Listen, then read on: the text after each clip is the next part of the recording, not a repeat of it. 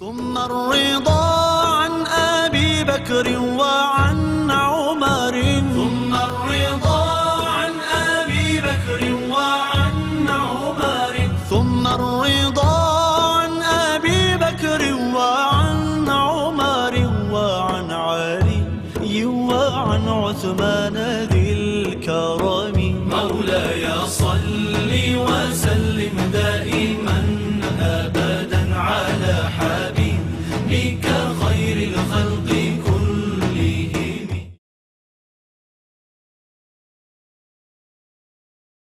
أعوذ بالله من الشيطان الرجيم. بسم الله الرحمن الرحيم.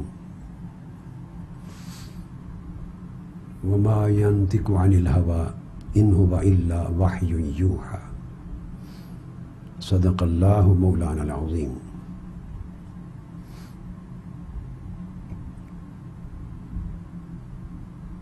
محترم مشائخ اعظام، علماء کرام، معزز اساتذہ و طلباء، عزیزان ملت اور جملہ سامعین و ناظرین،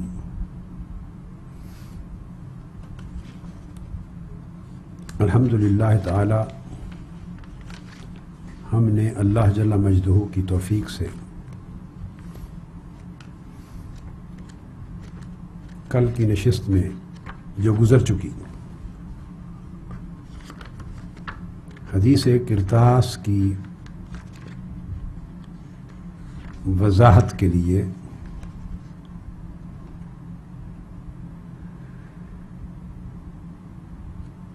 صحیح بخاری اور صحیح مسلم سمیت ان تمام احادیث کا مطالعہ کیا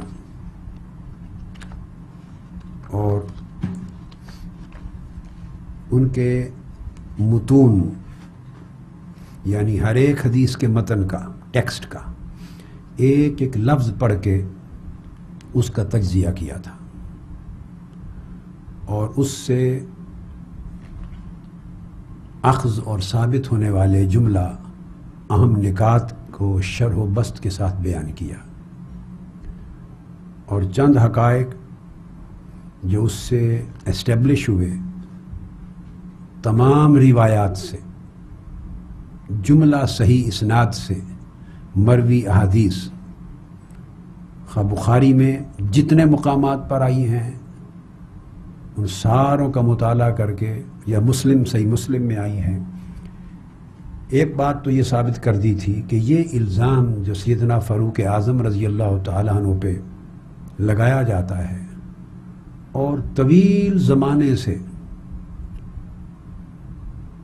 اہل تشیع حضرات کے کچھ علماء، خطباء، ان کے واعظین اور ذاکرین مجمع عام میں لگاتے چلے آتے ہیں، اور اب پچھلے 6-7 مہینوں سے برطانیہ میں ٹی وی پر ایک ہنگامہ بپا ہے خلفائے راشدین کی ذوات مقدسہ پر طعن و تشنیع کا، سب و شتم کا، الزام و اتہام کا، اور یہ بات زور و شور سے باقی متائن طعنوں کے ساتھ کہی جاتی۔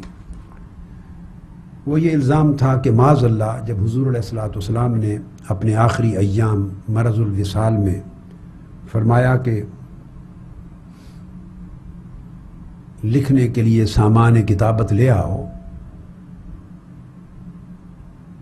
تو گویا پہلی بات تو یہ کہ سیدنا فاروق اعظم رضی اللہ تعالیٰ عنہ انہوں نے منع فرما دیا۔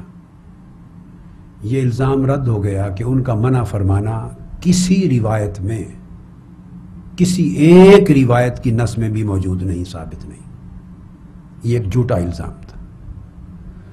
دوسرا، ان کی ذات مقدسہ پر یہ تہمت کہ انہوں نے معاذ اللہ کہا کہ حضور علیہ الصلوۃ والسلام کو ہذیان ہو گیا ہے، یعنی بخار اور تکلیف کی شدت سے آپ کی زبان اقدس سے ایسی باتیں نکلی، ایسا جملہ نکلا ہے جو آپ کے معاذ اللہ بس میں نہیں تھا، یا شدت تکلیف کی وجہ سے بے مقصد بے معنی بات منہ سے نکل گئی ہے، جس کو ہذیان کہا جاتا ہے۔ یہ بات ثابت ہو گئی کہ ہذیان کا کلمہ سرے سے کسی ایک حدیث کے متن میں موجود ہی نہیں ہے، یہ بھی ایک جھوٹا الزام تھا۔ تیسری بات یہ کہ لفظ ہذیان تو نہیں، مگر جو لفظ کہے گئے وہ تھا حاجرہ یا احاجرہ استفہموہ، تو حاجرہ کا معنی یہ بیان کیا گیا کہ اس کا معنی ہوتا ہے معاذ اللہ کہ ہذیان ہو گیا ہے۔ میں نے واضح کر دیا حدیث پاک اور ہر حدیث کی نص کا متن اور سیاق و سباق اس بات کی تائید نہیں کرتا کہ اس کا معنی اور اطلاق ان کے ذہنوں میں ہذیان کا ہوگا۔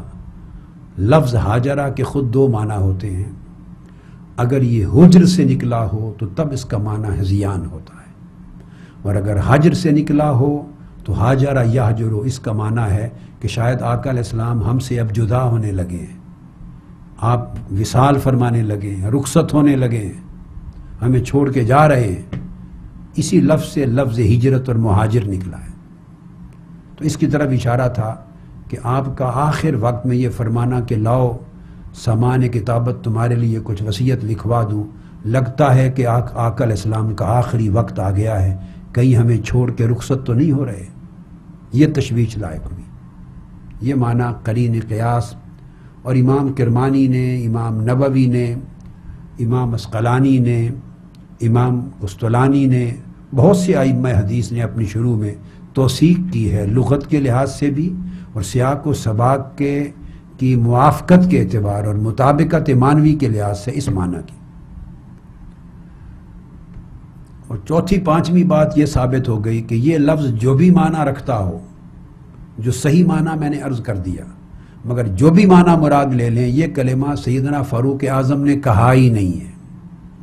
یہ آپ کی طرف آج تک جو لوگ کہتے رہے اور جو کہہ رہے ہیں صبح و شام، وہ جھوٹ منسوب کرتے ہیں، کذب ہے، تہمت ہے۔ حاجرہ اور احاجرہ کا لفظ بھی سیدنا فاروق اعظم کی زبان سے نہیں نکلا، اور میں نے تمام متون جملہ احادیث کے جملہ طرق اور اسانید سے پڑھ دی آپ کو کل، ایک ایک لفظ، اور میں نے کوئی ایک روایت چھوڑی نہیں ہے پڑھنے سے کہ چھپا لی ہو۔ یہ لفظ کسی روایت میں نہیں آتا کہ یہ سیدنا فاروق اعظم نے کہا، ان کی طرف منسوب ہی نہیں ہے، تو یہ کذب اور تہمت تھی جس کو رد کیا۔ کسی روایت میں آتا ہے کہ موجود لوگوں میں سے کسی نے کہا، کسی میں آتا ہے کہ بعضوں نے کہا، اور میں نے واضح کر دیا تھا کہ اختلاف اور نزاع کرنے والے چونکہ صحابہ کرام نہیں تھے اس موضوع پر، تمام روایات سے ثابت ہوتا ہے کہ اختلاف اہل بیت اور بنو ہاشم میں پیدا ہوا، جو اس موقع پر مجلس رسول صلی اللہ علیہ وسلم میں حاضر تھے، کہ سامان کتابت یعنی قلم دوات اور لکھنے کا سامان اور کوئی ہڈی جس سے لکھا جا سکے، آیا لایا جائے سامان کتابت یا نہ لایا جائے۔ یہ اختلاف صرف اہل بیت میں ہوا، بنو ہاشم میں۔ ایک حدیث کا متن بھی یہ نہیں بتاتا کہ یہ اختلاف صحابہ کرام میں ہوا یا صحابہ کرام اور اہل بیت کے درمیان ہوا، یہ بھی کسی روایت میں موجود نہیں۔ یہ نزاع اور اختلاف فقط اہل بیت کے مابین ہوا، بنو ہاشم کے مابین، اور بنو ہاشم اور اہل بیت ہی کے دو گروہ ہو گئے، ایک انٹرنل تقسیم ہو گئی۔ کچھ اس حق میں تھے کہ سامان کتابت لائیں تاکہ وصیت لکھوائی جائے، اور کچھ اس حق میں نہیں تھے کہ آقا علیہ السلام کو تکلیف نہ دیں۔ اور سیدنا فاروق اعظم رضی اللہ تعالیٰ عنہ کا جو قول ہے کہ غلبہ الوجع، کہ آپ کی تکلیف شدید ہو چکی ہے اس وقت،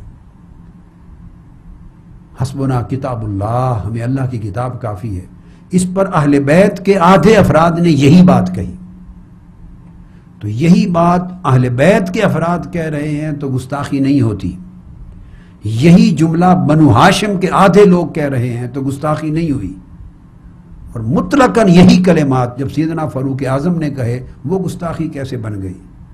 اگر یہ کلمات گستاخی ہیں تو جو بھی کہے گا اس کی گستاخی ہوگی۔ یہ تو اہل بیت اطہار نے بھی کہے، باقی بنو ہاشم نے بھی کہے، سب نے کہے، ان روایتوں میں بھی یہ کلمات ہیں جن میں سیدنا فاروق اعظم رضی اللہ تعالیٰ عنہ کی موجودگی کہیں سرے سے ذکر نہیں ہے، ان میں بھی یہ کلمات آئے ہیں۔ اور میں نے یہ بات بڑی شر و بس کے ساتھ واضح کر دی تھی، کیونکہ بنو ہاشم میں دو نقطہ نظر تھے، ایک حضرت عباس کا اور ان کے بیٹے حضرت عبداللہ ابن عباس موجود تھے رضی اللہ تعالیٰ، ایک سیدنا مولا علی المرتضیٰ کا۔ حضرت عباس بن عبد المطلب اس خواہش کو شدید رکھتے تھے، یہ خواہش، اور اس کے حامی تھے کہ وصیت لکھوائی جائے اہل بیت کے حق میں، بنو ہاشم کے حق میں، وہ وصیت لکھوانے کے حق میں تھے۔ اور سیدنا مولا علی شیر خدا رضی اللہ تعالیٰ عنہ وصیت لکھوانے کے حق میں نہیں تھے، وہ اس تصور کے خلاف تھے، وہ وصیت کی طرف نہیں جانا چاہتے تھے۔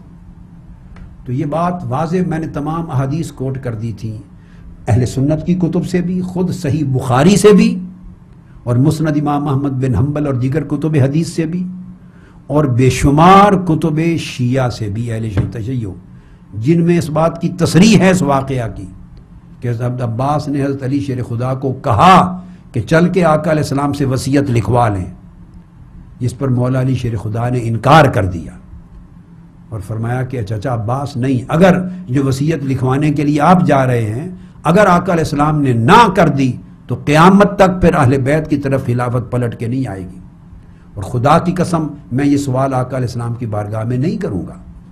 یہ کتب شیعہ میں بھی کثرت کے ساتھ یہ روایت آئی ہے اور کتب اہل سنت میں بھی آئی، تو گویا بالاتفاق ثابت ہے کہ اہل بیت اور بنو ہاشم میں یہ اختلاف رائے موجود تھا، اسی پر اہل بیت کے درمیان اختلاف ہو گیا آقا علیہ السلام کے فرمان پر، اور فاختصموا، اور وہ جھگڑنے لگ گئے اہل بیت، نہ اختلاف صحابہ نے کیا، نہ اختلاف کے بعد جھگڑا صحابہ نے کیا، نہ وہ اختلاف اور نزاع اور جھگڑے میں شریک ہوئے، نہ صحابہ کرام میں سے کسی کی آواز بلند ہوئی۔ یہ سارا واقعہ اہل بیت اطہار یا خاندان بنو ہاشم کے افراد کے مابین کا ہے، لیکن ظلم کی انتہا یہ ہے کہ پورے واقعے کا رخ اٹھا کر سیدنا فاروق اعظم اور صحابہ کرام کی طرف موڑ دیا گیا ہے۔ انتہا ہے جفا کی، ظلم کی، ناانصافی کی، دھوکہ دہی کی، کذب اور الزام تراشی کی انتہا ہے۔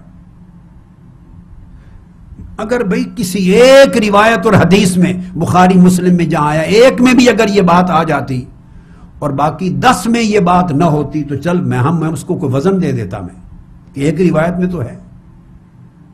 کسی ایک روایت میں بھی ہلکا سا اشارہ بھی نہیں ملتا کہ یہ صحابہ کرام نے اختلاف کیا ہے یا انہوں نے آواز بلند کی ہے یا ان کے مابین نزاع اور جھگڑا ہوا ہے۔ ہر روایت بتا رہی ہے کہ یہ اہل بیت کے درمیان ہوا۔ فاختلف اہل البیت واختصموا، جگہ جگہ یہ کلمات آئے، اہل بیت میں اختلاف ہوا کہ لائیں وصیت لکھوانے کے لیے سامان کتابت یا نہ لائیں، دو گروہ ہو گئے، اس جھگڑے میں ان کی آوازیں بلند ہو گئیں اور آقا علیہ السلام نے اٹھا دیا۔ یہ مختصر سا خلاصہ اس تفصیل کا ہے جو بات کل بیان ہو چکی۔ اب اس کے اوپر جو اعتراضات مجموعی طور پہ ہوتے ہیں، تو ایک بات تو یہ طے ہو گئی، سیدنا فاروق اعظم رضی اللہ تعالیٰ عنہ کی زبان اقدس سے تو فقط ایک جملہ نکلنا ثابت ہے جو میں نے کہہ دیا کہ قد غلبہ الوجع، آقا علیہ السلام کی تکلیف اس وقت بڑی شدید ہے، اور یہ وہ جملہ ہے کہ 10 کے 10 مقامات پر ہر حدیث میں یہ جملہ پہلے عبداللہ ابن عباس رضی اللہ تعالیٰ عنہ نے کہا ہے۔ جس نے یہ خبر دی ہے اس نے جمعرات کے اس واقعہ حدیث کرتاس کی خبر کی ابتدا میں ہی یہ جملہ کہا ہے۔ تو کیا وجہ ہے یہی جملہ جب فلما اشتد مرضہ وغلبہ الوجع، جب ان کے کہنے سے گستاخی نہیں ہوئی تو سیدنا فاروق اعظم کے اس جملے سے گستاخی کیوں بن گئی؟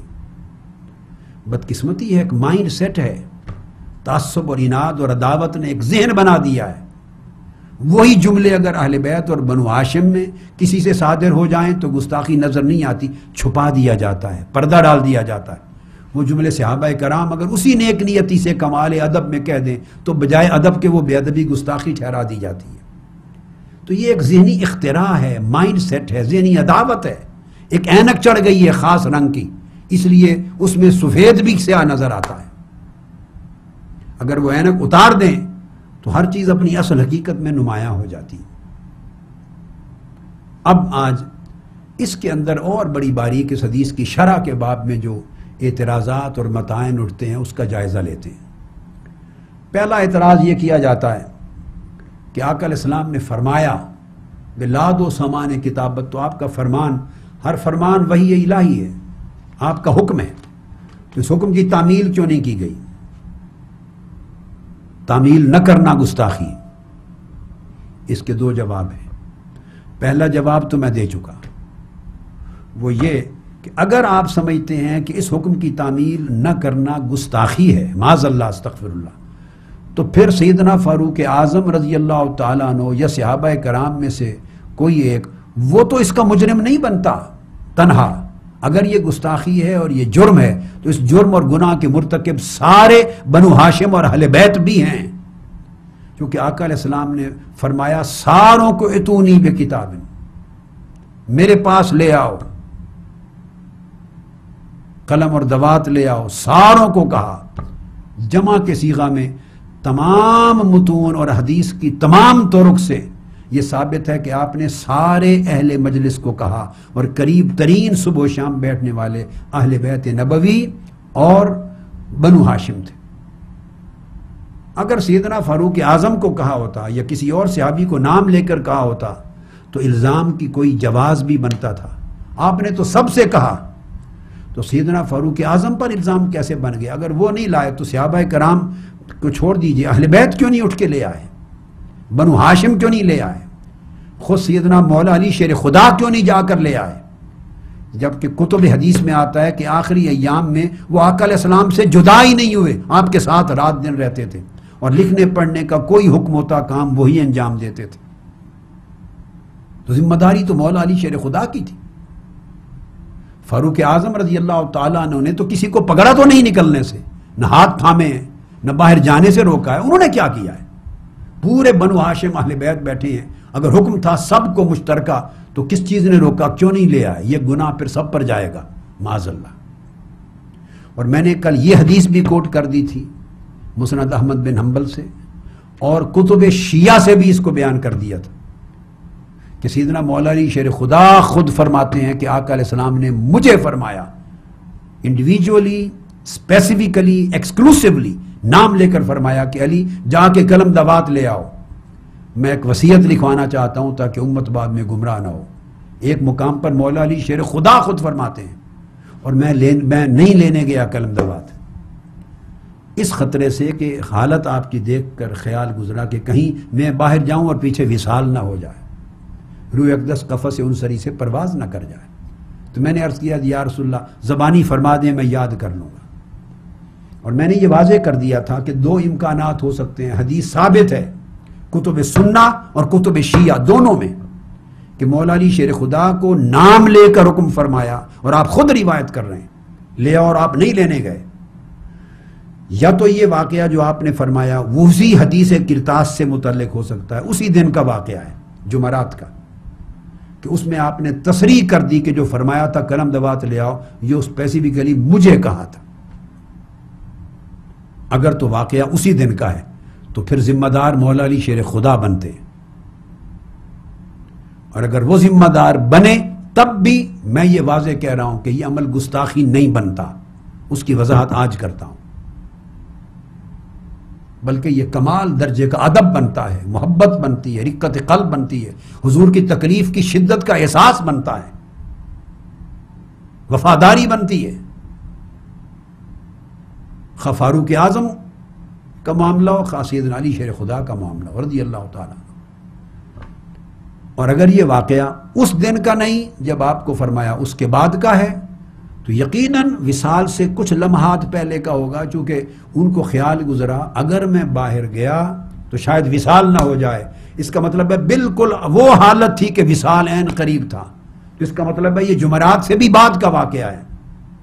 جمعرات کو حدیث قرطاس ہوئی، اس کے بعد جمعہ تھا، ہفتہ تھا، اتوار اور پیر کو وصال ہوا، تو یہ جمعرات کے بعد اور پیر سے قبل درمیان کے کسی دن کا واقعہ ہے کہ آپ کو ایک لمحہ باہر جانے کی صورت میں بھی آپ کے وصال فرما جانے کا خدشہ تھا، اور اس میں آپ نے خود حکم سن کر کہ علی جا کے لے آؤ، نہیں لائے۔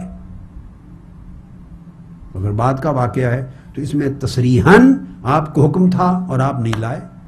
اب اس کا تعین آپ خود کر لیں. اگر اس کو گستاخی ٹھہرانا ہے تو مولا علی شیر خدا کو کس کھاتے میں رکھیں گے؟ یہ فیصلہ تو اہل تشیع حضرات کو کرنا ہے. مجھے تو یہ عمل بھی گستاخی کا نظر نہیں آ رہا. کیوں؟ اب وہ سمجھاتا ہوں. اس میں شک نہیں ہے کہ آپ کا حق ہر فرمان وحی الہی ہے. وحی الہی کا معنی ہوتا ہے آپ کا ہر فرمانا حق ہے. کبھی ایک بات وحی الہی سے فرماتے ہیں، اسی لمحے وحی الہی سے اس بات کو منسوخ فرما سکتے ہیں، یا اجتہاداً ایک بھی چیز فرمائی اور پھر رائے بدل گئی اور آپ نے اس کو منسوخ فرما دیا. دونوں اختیار آقا علیہ السلام کو حاصل ہیں، وہ مالک و متصرف ہیں. اب میں دونوں کا دفاع کر رہا ہوں، چونکہ حکم تھا اہل بیت کو بھی اور موجود صحابہ کرام کو بھی. لایا کوئی بھی نہیں قلم دوات وصیت لکھنے کے لیے، تو سارے مشترکہ ذمہ دار ہیں. اب وہ مشترکہ ذمہ داری کا میں دفاع کر رہا ہوں. تو یہ سیدنا فاروق اعظم کا نہیں کر رہا، چونکہ وہ تو ذمہ دار بنتے ہی نہیں. زیادہ تر تو اہل بیت اور بنو ہاشم بیٹھے ہیں. تو میں دفاع کر رہا ہوں کہ ایسی سچویشن گستاخی اس لیے نہیں بنتی کہ یہ سیدنا فاروق اعظم رضی اللہ تعالیٰ عنہ یا دیگر اہل بیت اطہار کے افراد، انہوں نے جب یہ دیکھا کہ آقا علیہ السلام کی تکلیف شدت میں ہے، تو ان کی محبت آقا علیہ السلام سے اور ان کی آقا علیہ السلام کے ساتھ ادب اور نیاز مندی، اس کو گوارا نہ تھا کہ اس شدید تکلیف میں آقا علیہ السلام تو عذرۂ شفقت فرما رہے ہیں، لاؤ میں کچھ لکھ دوں، مگر یہ کہ انہوں نے گوارا نہ کیا کہ آقا علیہ السلام کو اس وقت تکلیف دی جائے. میں نے مثال دی تھی کہ والد کے ارد گرد بیٹے بیٹیاں بیٹھے ہوں اور آخری وقت ہو، علالت ہو، اور وہ کہے لائیں میں کچھ نصیحتیں آپ کو لکھ دوں، اور صحت نظر آ رہی ہو کہ انتہائی آخری لمحات ہیں، تو وفادار اولاد کیا کرے گی؟ یا لائیں لکھ دیں یہ کہے گی، یا کہے گی کہ ابا جان آپ تکلیف نہ فرمائیں، انشاءاللہ بے فکر رہیں، ہم اس کا حل نکال لیں گے، جو بھی آپ چاہیں گے آپ کے منشا کے مطابق خیر ہوگی، ہم پر اعتماد کریں، آپ کی ظاہری زندگی کی دی ہوئی تعلیمات کافی ہیں. مدعا کیا ہوگا کہ انہیں اس لمحے تکلیف نہ دی جائے. یہ وفاداری بنتی ہے، اور یہ وفاداری اہل بیت نے بھی کی اور صحابہ کرام نے بھی کی. میں بار بار جملہ دہرا رہا ہوں اور سننے والوں کے ذہن سے نہ نکلے کہ میں سیدنا فاروق اعظم کا تنہا دفاع نہیں کر رہا، چونکہ انہیں تو نہ آقا علیہ السلام نے کہا، اور قلم دوات نہ لانے کا عمل صرف تنہا وہ نہیں، سارے اہل بیت بھی شریک ہیں اس میں. یہ تو کامن ایکٹ ہے سب کا، تو سب کی اجتماعی دفاع ہو رہا ہے. تو انہوں نے مصلحت اس میں جانی کہ آقا علیہ السلام کو محنت، تکلیف اور رنج نہ دیا جائے. مرض اور تکلیف اور درد کی شدت میں آقا علیہ السلام کو عرض کیا ہے. اور ادب یہ تھا کہ آقا علیہ السلام کو براہ راست مخاطب نہیں ہوئے کہ یا رسول اللہ آپ رہنے دیں، آپ کو تکلیف ہوگی. یہ ادب دیکھیے کتنا لطیف نکتہ ہے. آقا علیہ السلام کو جواب میں عرض نہیں کیا، آپس میں ایک جملہ بول دیا کہ حضور علیہ السلام کی تکلیف اس وقت بڑی شدید ہے، حسبنا، ہمیں اللہ کی کتاب کافی ہے. بولے آپس میں، سنانا آقا علیہ السلام کو مقصود تھا کہ آقا علیہ السلام جملہ سن لیں اور خوش ہو جائیں کہ میرے غلام قرآن کی تعلیم پر قائم اور دائم ہیں. جو میں نے ان کو حکم دیا تھا قرآن کا راستہ نہ چھوڑنا، قائم ہے، اسی راہ پر قائم ہے. سنانا آقا علیہ السلام کو مقصود تھا. بولے آپس میں ایک جملہ، بس ایک جملہ، سارے مل کر بولے. چونکہ حدیث میں آتا ہے اہل بیت میں سے باقی لوگوں نے بھی یہی جملہ کہا. ان روایات میں جن میں سیدنا فاروق اعظم کا موجود ہونا ہی مذکور نہیں ہے، ان میں بھی یہ جملہ بولا گیا ہے. تو وہ اہل بیت اور بنو ہاشم کے لوگ بول رہے ہیں. مقصود یہ تھا کہ آقا علیہ السلام سن لیں اور ارادہ اگر ترک فرما دیں تاکہ آپ کو تکلیف اور رنج نہ ہو تو زیادہ بہتر ہے. اب آقا علیہ السلام کا ایک حکم سن کر نیک نیتی سے کوئی ایسا جملہ بول دینا جواب میں، اگر ہر بار نیت کو ملوز خاطر نہ رکھا جائے اور اسے گستاخی سمجھا جائے تو میں چند ایک روایات اور کوٹ کرتا ہوں، اس کی توجیہ کیا کریں گے آپ. حدیث میں آتا ہے کہ آقا علیہ السلام ایک روز سیدنا علی شیر خدا اور سیدہ کائنات فاطمۃ الزہرا صلوات اللہ علیہما ان کے گھر تشریف لے گئے. پچھلی رات کا وقت تھا تہجد کا، چونکہ تہجد کے ٹائم گزرتے آواز دیتے تھے، تو دونوں لیٹے ہوئے تھے. سیدنا علی شیر خدا بھی آرام فرماتے نیند میں تھے، سیدہ فاطمہ زہرا بھی نیند میں تھی. آپ نے نماز تہجد کی ادائیگی کی تاکید فرما رکھی تھی، تو آپ نے ان سے نیند سے انہیں جگایا اور جگا کر فرمایا اٹھو، نماز تہجد کا وقت ہو گیا ہے، پڑھ لو. فرمایا فقوما فصلیا، دونوں اٹھو اور نماز تہجد پڑھ لو. اس پر سیدنا علی المرتضیٰ کرم اللہ وجہ الکریم نے جواب دیا واللہ لا نصلی الا ما کتب اللہ لنا. یا رسول اللہ، اللہ کی قسم ہم نہیں پڑھیں گے سوائے وہی نمازیں جو ہمارے اوپر فرض کی گئی ہیں.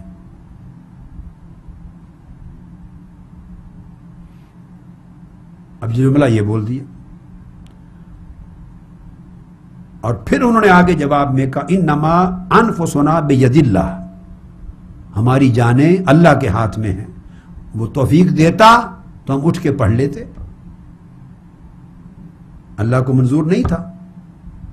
آپ ان کے گھر سے واپس تشریف لے گئے اور ایسے کوئی جملے ادا فرمائے جس سے آپ کا راضی نہ ہونا، اس جملے سے خوش نہ ہونا ثابت ہوتا تھا، ظاہر ہوتا تھا.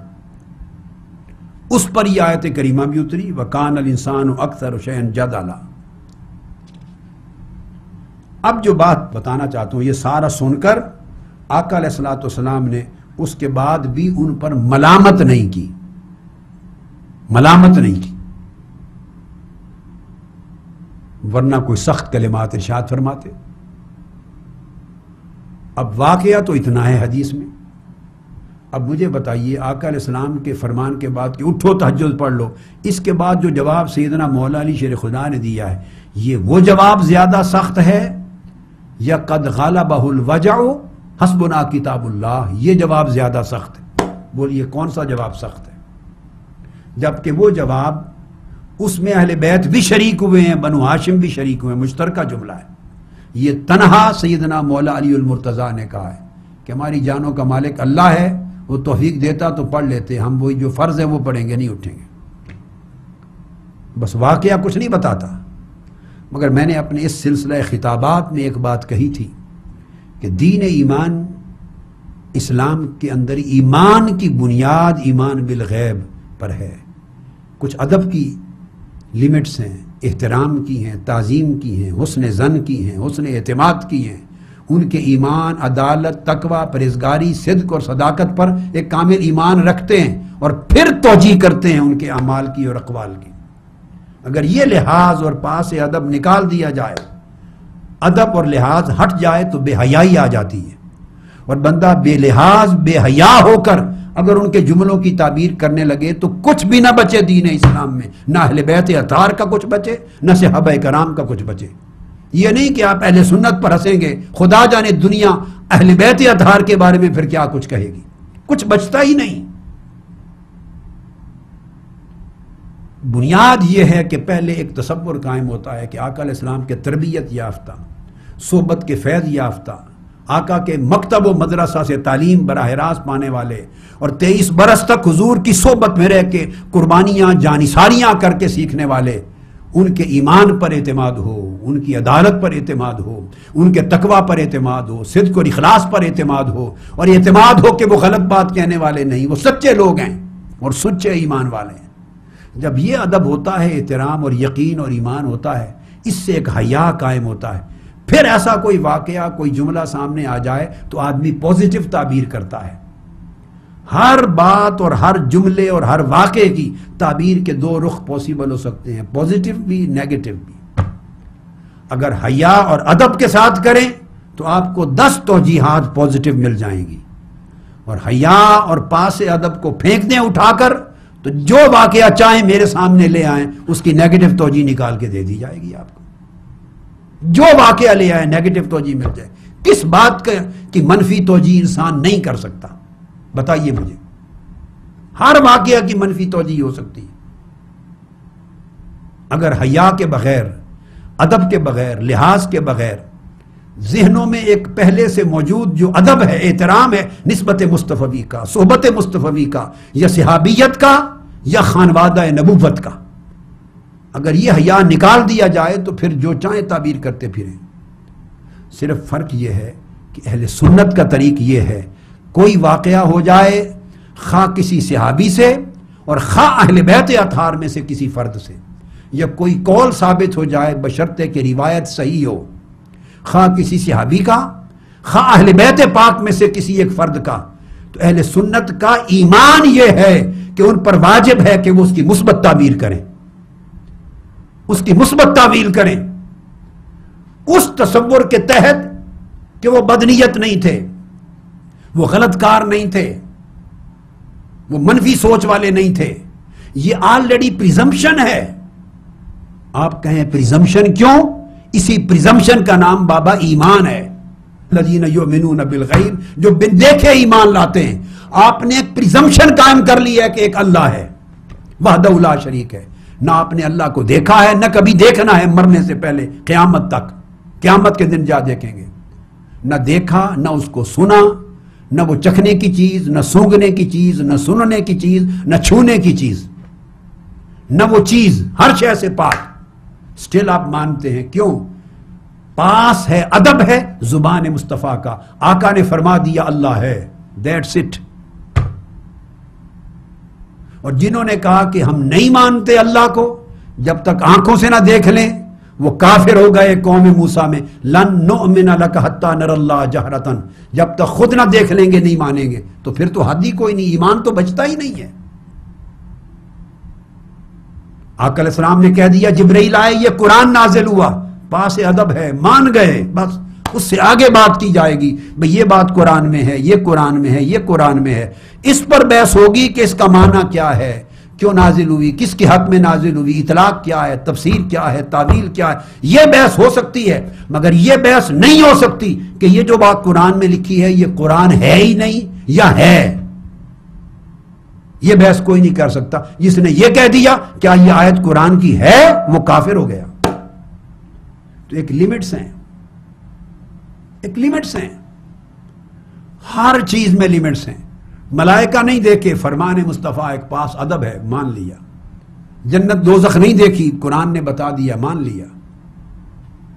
تو ایمان خود ایک basic postulates, ground norms, basic realities پر یقین کر لینے، پہلے سے پریزیوم کر کے آگے چلنے کا نام ایمان ہے۔ سو یہی چیز قرآن نے کہہ دی، محمد رسول اللہ والذین معہ اشداء علی الکفار رحماء بینہم تراہم رکعا سجدا یبتغون فضلا من اللہ ورضوانا۔ محمد رسول اللہ کے ارد گرد رہنے والے صحابہ، ان کی صحبت میں رہنے والے، یہ کافروں پر سخت ہیں، آپس میں نرم ہیں، رات دن خدا کے حضور سجود و قیام کرنے والے سراپا عبادت ہیں، اور ان کے پیش نظر سوائے اللہ کے فضل اور رضا کے کچھ اور نہیں ہے۔ تو پریزمپشن قرآن نے قائم کر دی کہ ان کے ہر عمل کو تعبیر کیا جائے گا رضا الہی پر۔ یہ نافرمان نہیں ہو سکتے، یہ نافرمان نہیں ہو سکتے۔ یہ ایک پریزمپشن قائم کر دی۔ یہی پریزمپشن مولا علی شیر خدا نے صحابہ کرام کی جب باتیں کی تو یہ اسی پریزمپشن کی بنیاد پر باتیں کی تھی۔ میں ایک بیسک نقطہ سمجھا رہا ہوں۔ یہی پریزمپشن تھی جب علی شیر خدا جب اپنے لوگوں کو خطاب کر رہے تھے۔ نہج البلاغہ خطبہ نمبر 121، نہج البلاغہ خطبہ نمبر 121، جب فرماتے این القوم الذین دعوا الی الاسلام فقابلوه وقرأوا القرآن فاحکموه وہیجوا الی الجہاد فولہوا ولہ اللقاء الی اولادها وصالبوا السیوف اغمادها واخذوا باطراف الارض زحفا زحفا وصفا صفا بعض ہلک وبعض نجا لا يبشرون بالاحیاء ولا يعزون عن الموتى مرہ العیون من البکاء خمس البطون من الصیام زبل الشفاہ من الدعاء صفر الالوان من السحر على وجوہہم غبرۃ الخاشعین اولئک اخوانی اولئک اخوانی، فرمایا اولئک اخوانی الذاہبون فحق لنا ان نظم الیہم ونعد الایدی الی فراقہم۔ جب یہ بات فرمائی مولا علی شیر خدا نے، اب مجھے بتائیے پوچھتے ہیں لوگوں سے پوچھتے ہیں کہاں گئی وہ قوم، اپنے ماننے والوں سے کہہ رہے ہیں تم وہ نہیں ہو اور نہ تم ان جیسے ہو، ان سے شکوہ کر رہے ہیں۔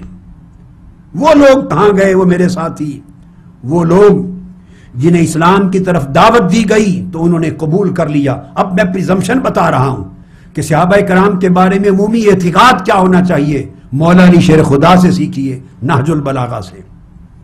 انہوں نے قبول کر لیا، انہوں نے قرآن کو پڑھا تو اس پر عمل بھی کیا، کیٹیگوریکل کہہ دیا کہ جو صحابہ کرام تھے وہ قرآن پڑھ کر عمل کرنے والے تھے، گویا عمل بالقرآن کے پیکر تھے۔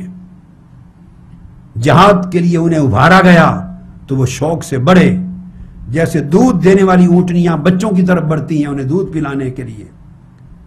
انہوں نے تلواروں کو نیاموں سے نکال لیا اللہ کا دین سر بلند کرنے کے لیے، اور دستہ بدستہ سب بسب بڑھتے ہوئے اطراف و اکناف عالم پر چھا گئے اللہ کا دین کے جھنڈا بلند کرنے کے لیے۔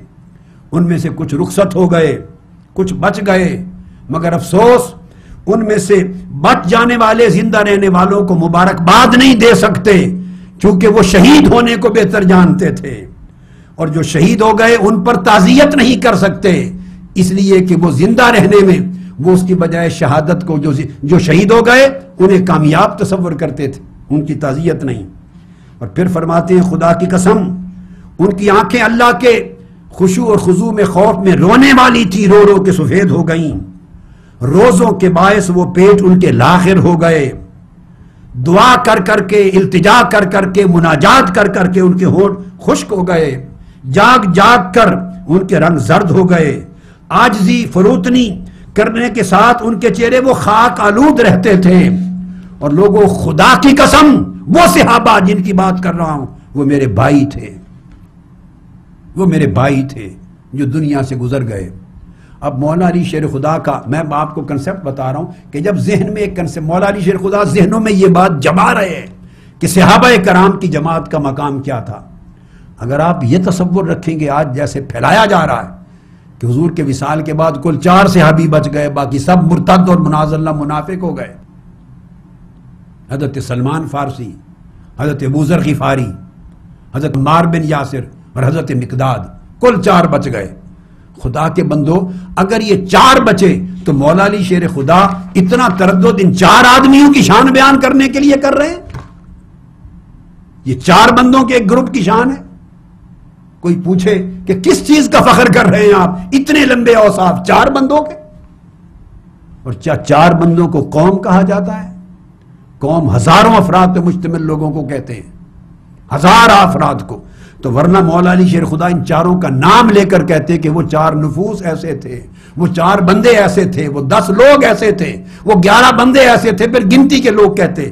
وہ بولتے ہیں این القوم الذی دعوا الی الاسلام، وہ قوم ہزاروں افراد کا مجموعہ ہوتا ہے۔ تو گویا صحابہ کرام 1000 کی تعداد میں صحابہ کی یہ شان بیان کر رہے ہیں، اور یہ ایک نقشہ دے رہے ہیں کہ یہ عقیدہ ہونا چاہیے تمہارا کہ وہ اس شان کے لوگ تھے، وہ اس مقام کے لوگ تھے۔ جب تک یہ چیز قائم نہ ہو جو مولا علی شیر خدا ذہنوں میں بٹھا رہے ہیں، اس وقت تک آپ ادب اور حیا سے کسی چیز کی تعبیر کر ہی نہیں سکتے۔ حضور کی اہل بیت ارد گرد بیٹھی ہے یا صحابہ کرام بیٹھے ہیں، سب سے پہلے مومن کے ذہن میں وہ نقشہ ان کی شان کے بارے میں، ان کی نیتوں کے بارے میں، ان کی سوچوں کے بارے میں، ان کے عمل کے بارے میں توجیہ کرنے سے پہلے وہ نقشہ ہونا چاہیے جو مولا علی شیر خدا نے دکھایا ہے نہج البلاغہ میں۔ اور سن لیجئے لفظ پھر، خطبہ نمبر 97، نہج البلاغہ خطبہ نمبر 97، اس میں آپ فرماتے ہیں لقد رأیت اصحاب محمد صلی اللہ علیہ وسلم۔ اگر 4 یا 10 بندوں کی بات ہوتی تو ان کے نام لے کے کہتے، یہ جمع کا صیغہ کہ میں نے اصحاب رسول دیکھے ہیں یہ کبھی یوز نہ کرتے، 4 بندوں کے لیے جملے نہیں بولے جاتے، یہ 1000 لوگوں کی پوری قوم کو بولا جا رہا ہے۔ لقد رأیت اصحاب محمد، پھر فرماتے ہیں فما ارا احدا یشبہہم، اور جنہیں خطاب کر رہے ہیں وہ ہزاروں کی تعداد میں، ہزاروں لوگوں کو خطاب کر رہے ہیں۔ تو ہزاروں لوگوں کو خطاب کر کے مثال 4 آدمیوں کی دینی کتنی مذاق خیز بات بنتی ہے۔ وہ رد کر دیتے، وہ کہتے کل بندے تو 4 تھے، تو آپ ہم ہزاروں کو کس چیز کا نمونہ سنا رہے ہیں؟ نہیں، فرمایا لقد رأیت اصحاب محمد صلی اللہ علیہ وسلم، پھر فرمایا فما ارى احدا يشبههم منكم لقد كانوا يصبحون شوسا غبرا وقد باتوا سجدا وقياما يراوحون بين جباههم وخدودهم ويقفون على مثل الجمر من ذكر معادهم كأن بين أعينهم ركب المعزى من طول سجودهم إذا ذكر الله حملت أعينهم حتى تبل جيوبهم ومادوا كما يميد ذو الشجر يوم الريح العاصف خوفا من العقاب ورجاء للثواب. مولا علی شیر خدا کہتے ہیں لوگوں میں نے رسول پاک صلی اللہ علیہ وسلم کے صحابہ دیکھے. سبحان اللہ. اب یہ صحابہ کرام کی توصیف ایک نقشہ، ایک تصور، ایک پریزمپشن کہ وہ کیا تھے. جب تک یہ عقیدہ پہلے ذہن میں نہیں ہوگا بقول مولا علی شیر خدا اور اپنا من گھڑت تصور لیں گے تو آپ مولا علی شیر خدا کے منکر ہیں، مولا علی شیر خدا کے فرمان کو رد کرنے والے ہیں. اور یہ میں بخاری مسلم سے نہیں پڑھ رہا، یہ تو نہج البلاغہ سے سنا رہا ہوں پڑھ کر. فرماتے ہیں کہ لوگوں میں نے اصحاب رسول دیکھے ہیں. اب دیکھیے ڈنڈی مار لوگ ہیں، یہ بددیانتی کرتے ہیں. یہ نہج البلاغہ کے لفظ ہیں. لقد رأیت اصحاب محمد صلی اللہ علیہ وآلہ وسلم. مطلق فرمایا میں نے صحابہ رسول کو دیکھا ہے. کوئی لفظ نہیں ہے کہ لقد رأیت خواص اصحاب محمد کہ خاص خاص لوگوں کو، چنیدہ بعض صحابیوں کو دیکھا ہے. نہیں فرمایا.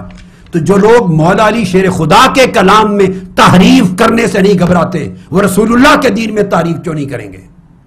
اب ترجمہ میرے سامنے مفتی جعفر حسین کا ہے، مفتی جعفر حسین نہج البلاغہ کا.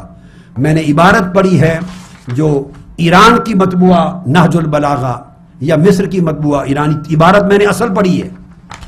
مفتی جعفر حسین کا ترجمہ سنا رہا ہوں، اندازہ کریں. ترجمے وہ لکھتے ہیں کہ آپ نے فرمایا میں نے محمد صلی اللہ علیہ وسلم کے خاص خاص اصحاب دیکھے ہیں. لعنت اللہ علی الکاذبین. خدا کا خوف کرو. اتنا جھوٹ بولتے ہوئے لوگوں کو گمراہ کرتے ہو، لوگوں کو بے ایمان بناتے ہو. کہاں یہ لفظ مولا علی شیر خدا نے کہا ہے میں نے رسول اللہ کے خاص خاص اصحاب دیکھے ہیں؟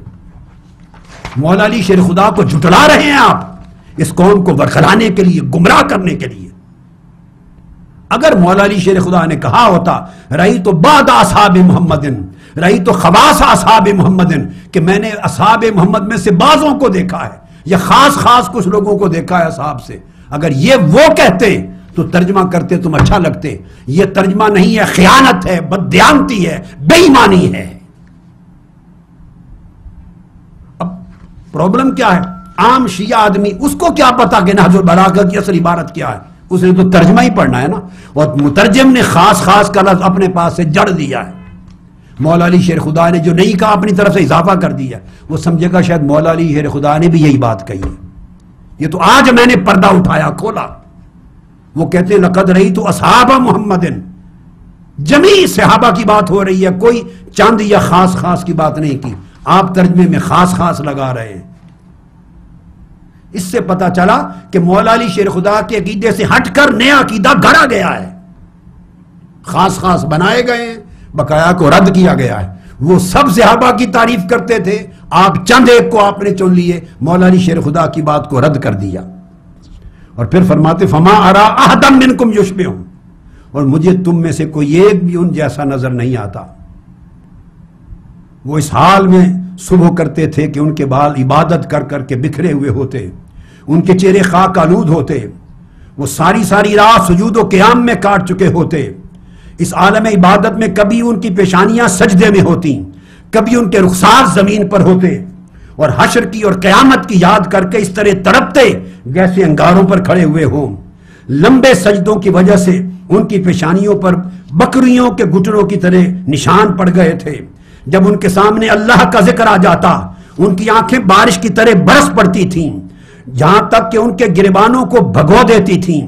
وہ اس طرح اللہ کے ذکر کو سن کر کانپتے جیسے تیز طوفان والی ہوا کے وقت درخت تھر تھراتے اور کانپتے ہیں، اور اللہ کی سزا اور ثواب کی امید اور خوف میں وہ کانپتے رہتے تھے. میں نے حضور کے صحابہ کو ایسا دیکھا ہے.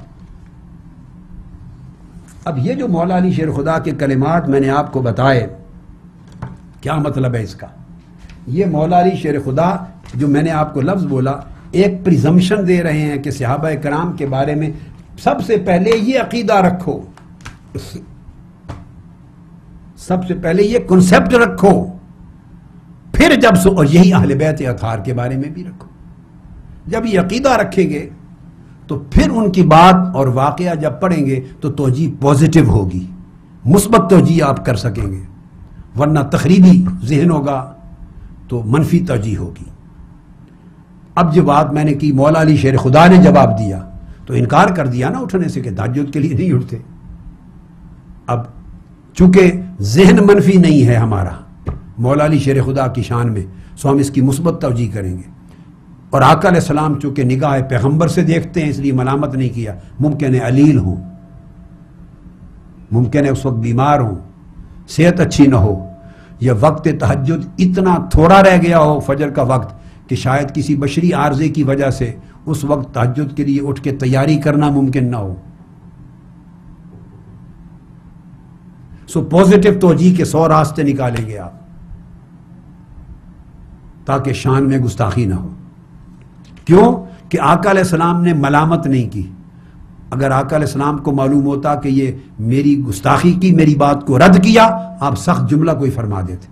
چونکہ آپ نے نہیں فرمایا تو پتہ چلا کہ کوئی بیک گراؤنڈ میں ریزن جو بیان تو نہیں ہوئی مگر پازیٹیو تھی۔ یہ ہے طریقہ اہل بیت اطہار اور صحابہ کرام کے معاملات کو جانچنے کا۔ آگے آ جائیے، دوسرا واقعہ، کون اس کا انکار کرتا ہے؟ اہل سنت اور اہل تشیع دونوں کتابوں میں درج ہے، تمام کتب میں، دونوں مسلکوں میں، کہ حدیبیہ کے دن جب صلح نامہ لکھا گیا تو سیدنا مولا علی شیر خدا لکھنے والے تھے کاتب، تو جب لکھا گیا تو اینڈ پر انہوں نے اس میں لکھ دیا درمیان میں محمد رسول اللہ، آقا علیہ السلام کی طرف سے لفظ رسول اللہ لگا دیا۔ کفار کے جو رؤساء تھے اور ان کے نمائندے انہوں نے آبجیکٹ کیا، اس نے کہا ہم رسول اللہ مانتے ہی نہیں، اگر رسول اللہ مانتے تو جھگڑا کیوں ہوتا، بات ہی ختم ہو جاتی، تم لکھو محمد بن عبداللہ رسول اللہ کو کاٹ دو۔ اب یہ اہل سنت اہل تشیع دونوں کتابوں میں متفق ہے بالاجماع۔ اس پر حضور علیہ السلام نے فرمایا، علی حکم دیا رسول اللہ کا لفظ کاٹ دو۔ مراد کیا تھی؟ تاکہ یہ معاہدہ توڑ چڑھ جائے، انہی دو لفظوں کا بہانہ بنا کر وہ بھاگ نہ جائیں۔ آقا چاہتے تھے ان کو معاہدہ امن میں باندھ لیا جائے، نو وار پیکٹ ہو جائے فار 10 years، ٹریٹی ٹروس ہو جائے، نہیں چاہتے تھے ان کو کوئی راستہ بھاگنے کا ملے۔ اور فرمایا کہ رسول اللہ کے لفظ کے نہ لکھنے یا کاٹنے سے میری رسالت ختم نہیں ہو جائے گی، میں اس کاغذ کے پرچے کی وجہ سے رسول اللہ نہیں بنا، اللہ نے بنایا ہے، اگر ان کا اصرار ہے تو کاٹ دو رسول اللہ۔ آپ نے حکم دیا، جس پر مولا علی شیر خدا نے فرض کیا، یا رسول اللہ میں نہیں کاٹوں گا۔ اب بولیے رسول اللہ صلی اللہ علیہ وسلم کے فرمان کی ظاہراً صحیح خلاف ورزی ہے یا نہیں؟ جواب دیا میں نہیں کاٹوں گا۔ اس پر آقا علیہ السلام نے کاغذ لے لیے، فرمایا علی مجھے دو، لے کے اپنے دست مبارک سے خود لفظ رسول اللہ کاٹ دیا اور محمد بن عبداللہ لکھوا دیا، پھر معاہدہ آگے چل پڑا۔ اگر آپ اس طرح منفی طریقے سے توجیہ کرنے لگیں گے، منفی طریقے سے، تو یہاں بھی اعتراض آئے گا کہ جب حکم دے دیا تھا رسول اللہ صلی اللہ علیہ وسلم نے کاٹ دو، بس آمنا وصدقنا، رسول کے فرمان کے بعد دوسری بات کے سوچنے کرنے کی گنجائش ہی نہیں ہے، کاٹ دیا جاتا۔ رسول فرما دیں کہ مت کعبے کا طواف کرو، آج مجال ہے کسی کی کوئی طواف کر جائے، جو فرما دیا بس وہ حکم ہے۔ تو آپ نے کہا میں نہیں کاٹتا، تو آقا علیہ السلام نے خود کاٹا۔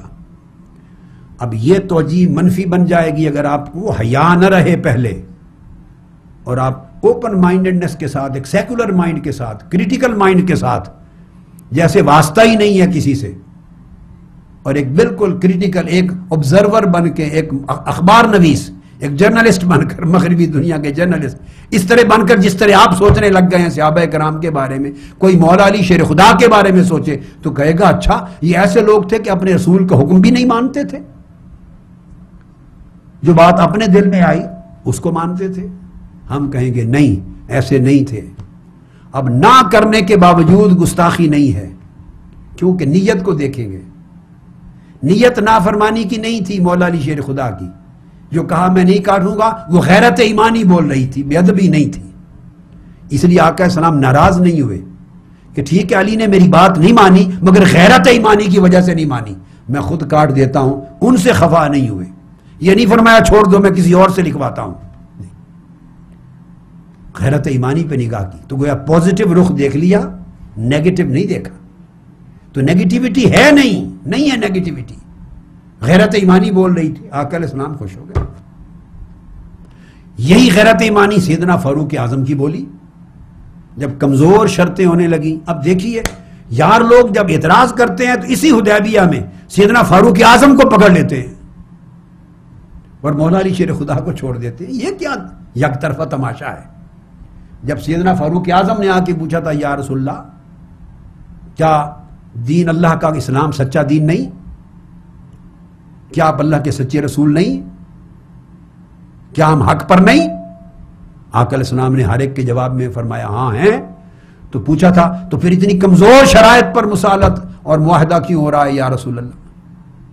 اب انہوں نے ایک بات کی تھی, اب یار لوگ ان کو پکڑ لیتے ہیں. دیکھو معاذ اللہ استغفر اللہ, حضور پر اعتراض کرنے لگے, تان کرنے لگے, بولنے لگے. وہاں تان تشنیع نظر آ جاتی ہے.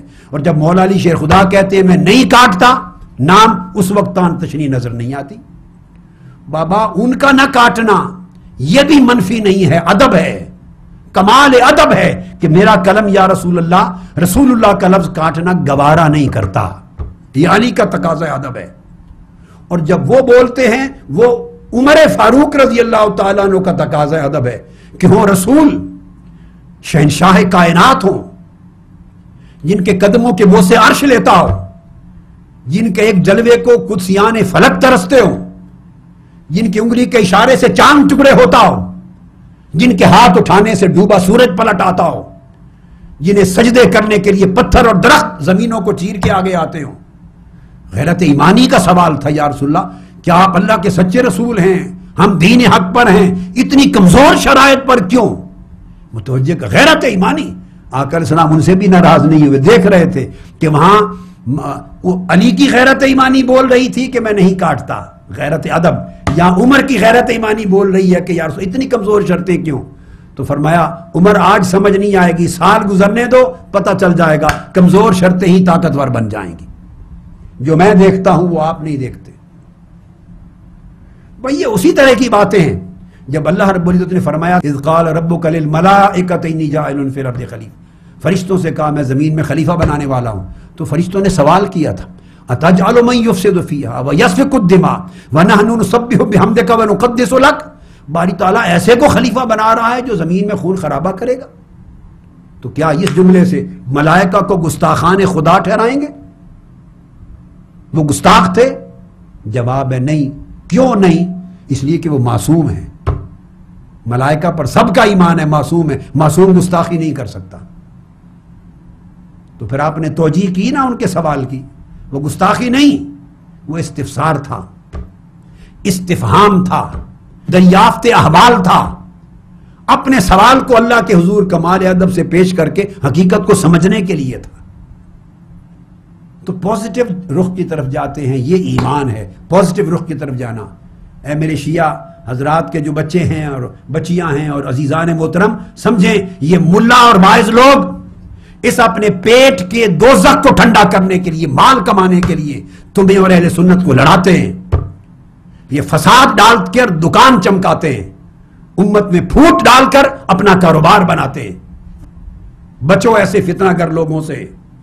آقا علیہ السلام کے شاگرد صحابہ ہوں یا اہل بیت, وہ شیر و شکر تھے, ان میں کوئی گستاخ نہیں تھا, کوئی پھرنے والا نہیں تھا. یہ من گڑت قصے ہیں جو مدتوں صدیوں سے یہ ڈال دیے گئے فتنہ گری اور اسلام کے خلاف سازش کے طور پر. تو اگر کسی نے یہ کہہ دیا تھا غلبہ الوجع وحسبنا کتاب اللہ, اب وہ کیسے گستاخی بن گئی؟ یہاں اتنے جملے گستاخی نہیں بنے تو وہ کہاں بن گئی؟ آئیے ایک واقعہ اور دیتا ہوں کہ مولا علی شیر خدا رضی اللہ تعالیٰ عنہ کو آقا علیہ السلام نے بلایا آپ کی ایک زوجہ محترمہ تھی ام المومنین حضرت ماریہ قبطیہ رضی اللہ تعالیٰ عنہ. یہ واقعہ میں آپ کو شیعہ کتب سے دے رہا ہوں، یہ شیعہ روایت ہے، یاد رکھ لیں، اور کسی چھوٹی کتاب کی نہیں. علم الہدا مرتضیٰ سید مرتضیٰ حسینی کی، تیسری چوتھی 5ویں صدی ہجری کے عالم ہیں، مجتہد اکبر ہیں. وہ بیان کرتے ہیں حضرت ماریہ قبطیہ رضی اللہ تعالیٰ عنہ جو آقا علیہ السلام کے شہزادے سیدنا ابراہیم کی والدہ بھی ہیں، ان کا چچا زاد بھائی تھا، کزن قبطی، چچا زاد بھائی تھا، کزن. وہ اکثر آپ کو ملنے آتا تھا. کبھی آقا علیہ السلام گھر پہ نہیں ہوتے تھے، وہ آ کے اپنی کزن کو حضرت ماریہ قبطیہ کو مل کے بیٹھ کے چلا جاتا. میں پھر دہرا رہا ہوں، یہ شیعہ روایت ہے، ذہن میں رکھ، درست ہے غلط ہے ذمہ دار علم الہدا شیعہ صاحبان ہیں. آقا علیہ السلام نے حضرت علی کو بلایا اور کہا خذ ھذا السیف. اے علی، الفاظ یہ ہیں کہ وہ لوگوں نے یہ کہنا شروع کر دیا کہ یہ جو کزن آتا ہے تو ام المومنین حضرت ماریہ قبطیہ کی شان میں گستاخی اور بکواس شروع کر دیا ان کے کزن کے آ کے ملنے کے باعث. آپ نے سیدنا علی شیر خدا کو بلا کے فرمایا فقال النبی صلی اللہ علیہ وسلم خذ ھذا السیف وانطلق فإن وجدته عندها فاقتله. تلوار لے جاؤ اور اگر اس کو کزن کو ماریہ قبطیہ کے پاس بیٹھے ہوئے پاؤ تو سیدھا قتل کر دینا.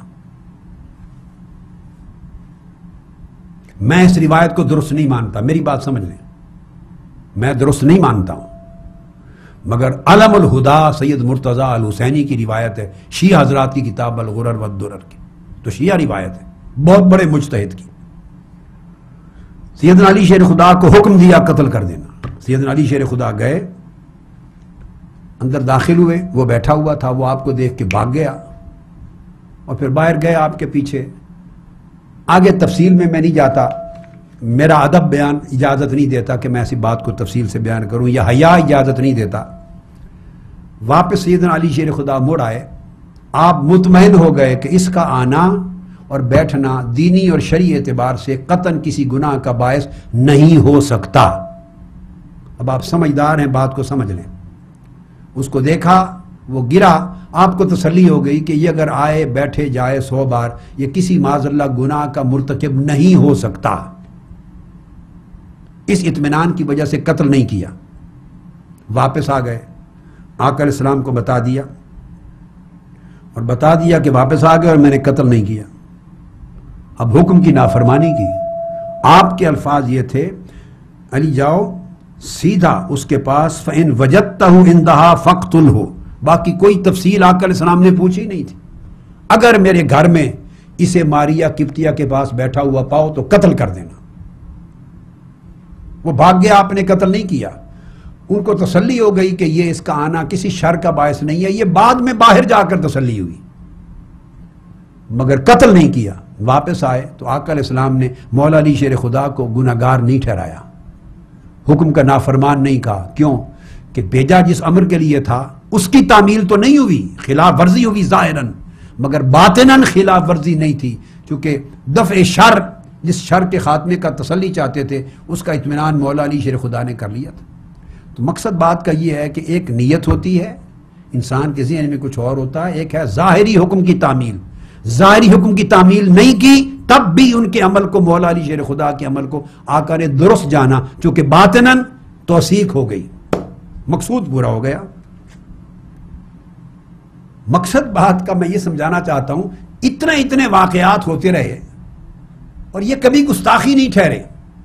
غالبہ الوجع حسبنا کتاب اللہ، اس میں جملہ گستاخی کا بھی کوئی نہیں.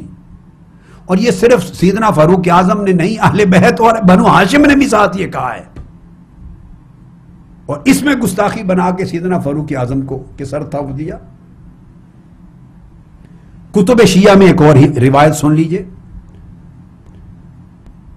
علامہ محمد بن بابویہ نے کتاب الامالی میں بیان کیا اور دہلوی نے ارشاد القلوب میں. اب شیعہ روایت ہے، پھر دے رہا ہوں جو، وہ یہ کہ آقا علیہ الصلوۃ والسلام نے جانا کہ سیدہ فاطمہ الزہرا رضی اللہ تعالیٰ عنہ کے گھر فاقہ ہے، مولا علی شیر خدا کے گھر، حسنین کریمین فاقے سے ہیں. آپ نے حضرت علی کو 7 درہم اپنے پاس سے ادا کیے. یعنی فاطمۃ الزہرا رضی اللہ تعالیٰ عنہ کو دیے کہ بیٹی میری شہزادی فاطمہ رضی اللہ تعالیٰ عنہ یہ 7 درہم علی کو دے دو گھر میں فاقوں کی وجہ سے، اور علی سے کہو کہ بازار جائے اپنے گھر والوں کے لیے، حسنین کریمین کے لیے، میرے بیٹے حسن حسین کے لیے، میری بیٹی فاطمہ کے لیے، اپنے لیے، گھر والوں کے لیے کھانا لے آئے، کیونکہ وہ بھوک سے پریشان ہیں۔ الفاظ ہیں آقا علیہ السلام نے فرمایا ان رسول اللہ صلی اللہ علیہ وسلم اعطا فاطمہ 7 دراہم وقال اعطیها علیا ومریہ ان یشتری لأہل بیتہ طعاما فقد غلبهم الجوع۔ بھوک کی شدت ہے، انہیں بہت شدت کا فاقہ ہے، علی کو دو 7 درہم اور کہیں کھانا خرید کے لے آئے اور ان کو کھلائے آپ کو۔ انہوں نے جا کے حضرت علی کو دے دیے۔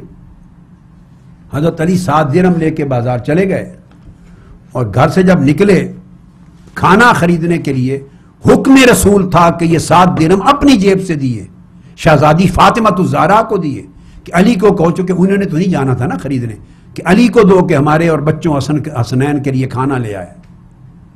جب بازار گئے تو آپ نے ایک آدمی کو، کوئی فقیر تھا بھوکا، اس کو یہ کہتے ہوئے سنا کہ ہے کوئی شخص جو اللہ کے سچے وعدے پر قرض دے دے؟ کوئی غریب تھا، کوئی کہہ رہا تھا من ذا الذی یقرض اللہ قرضا حسنا، یہ آیت پڑھ رہا تھا، ہے کوئی شخص جو اللہ کے سچے وعدے پر قرض دے دے؟ مولا علی شیر خدا رضی اللہ تعالیٰ عنہ نے وہ 7 کے 7 درہم اسی کو دے دیے، اور کھانا خرید کر لانے کی بجائے وہ فاقے میں رہے، اس کو درہم خیرات کر کے گھر آ گئے، پیسے بھی اپنے نہیں ہیں،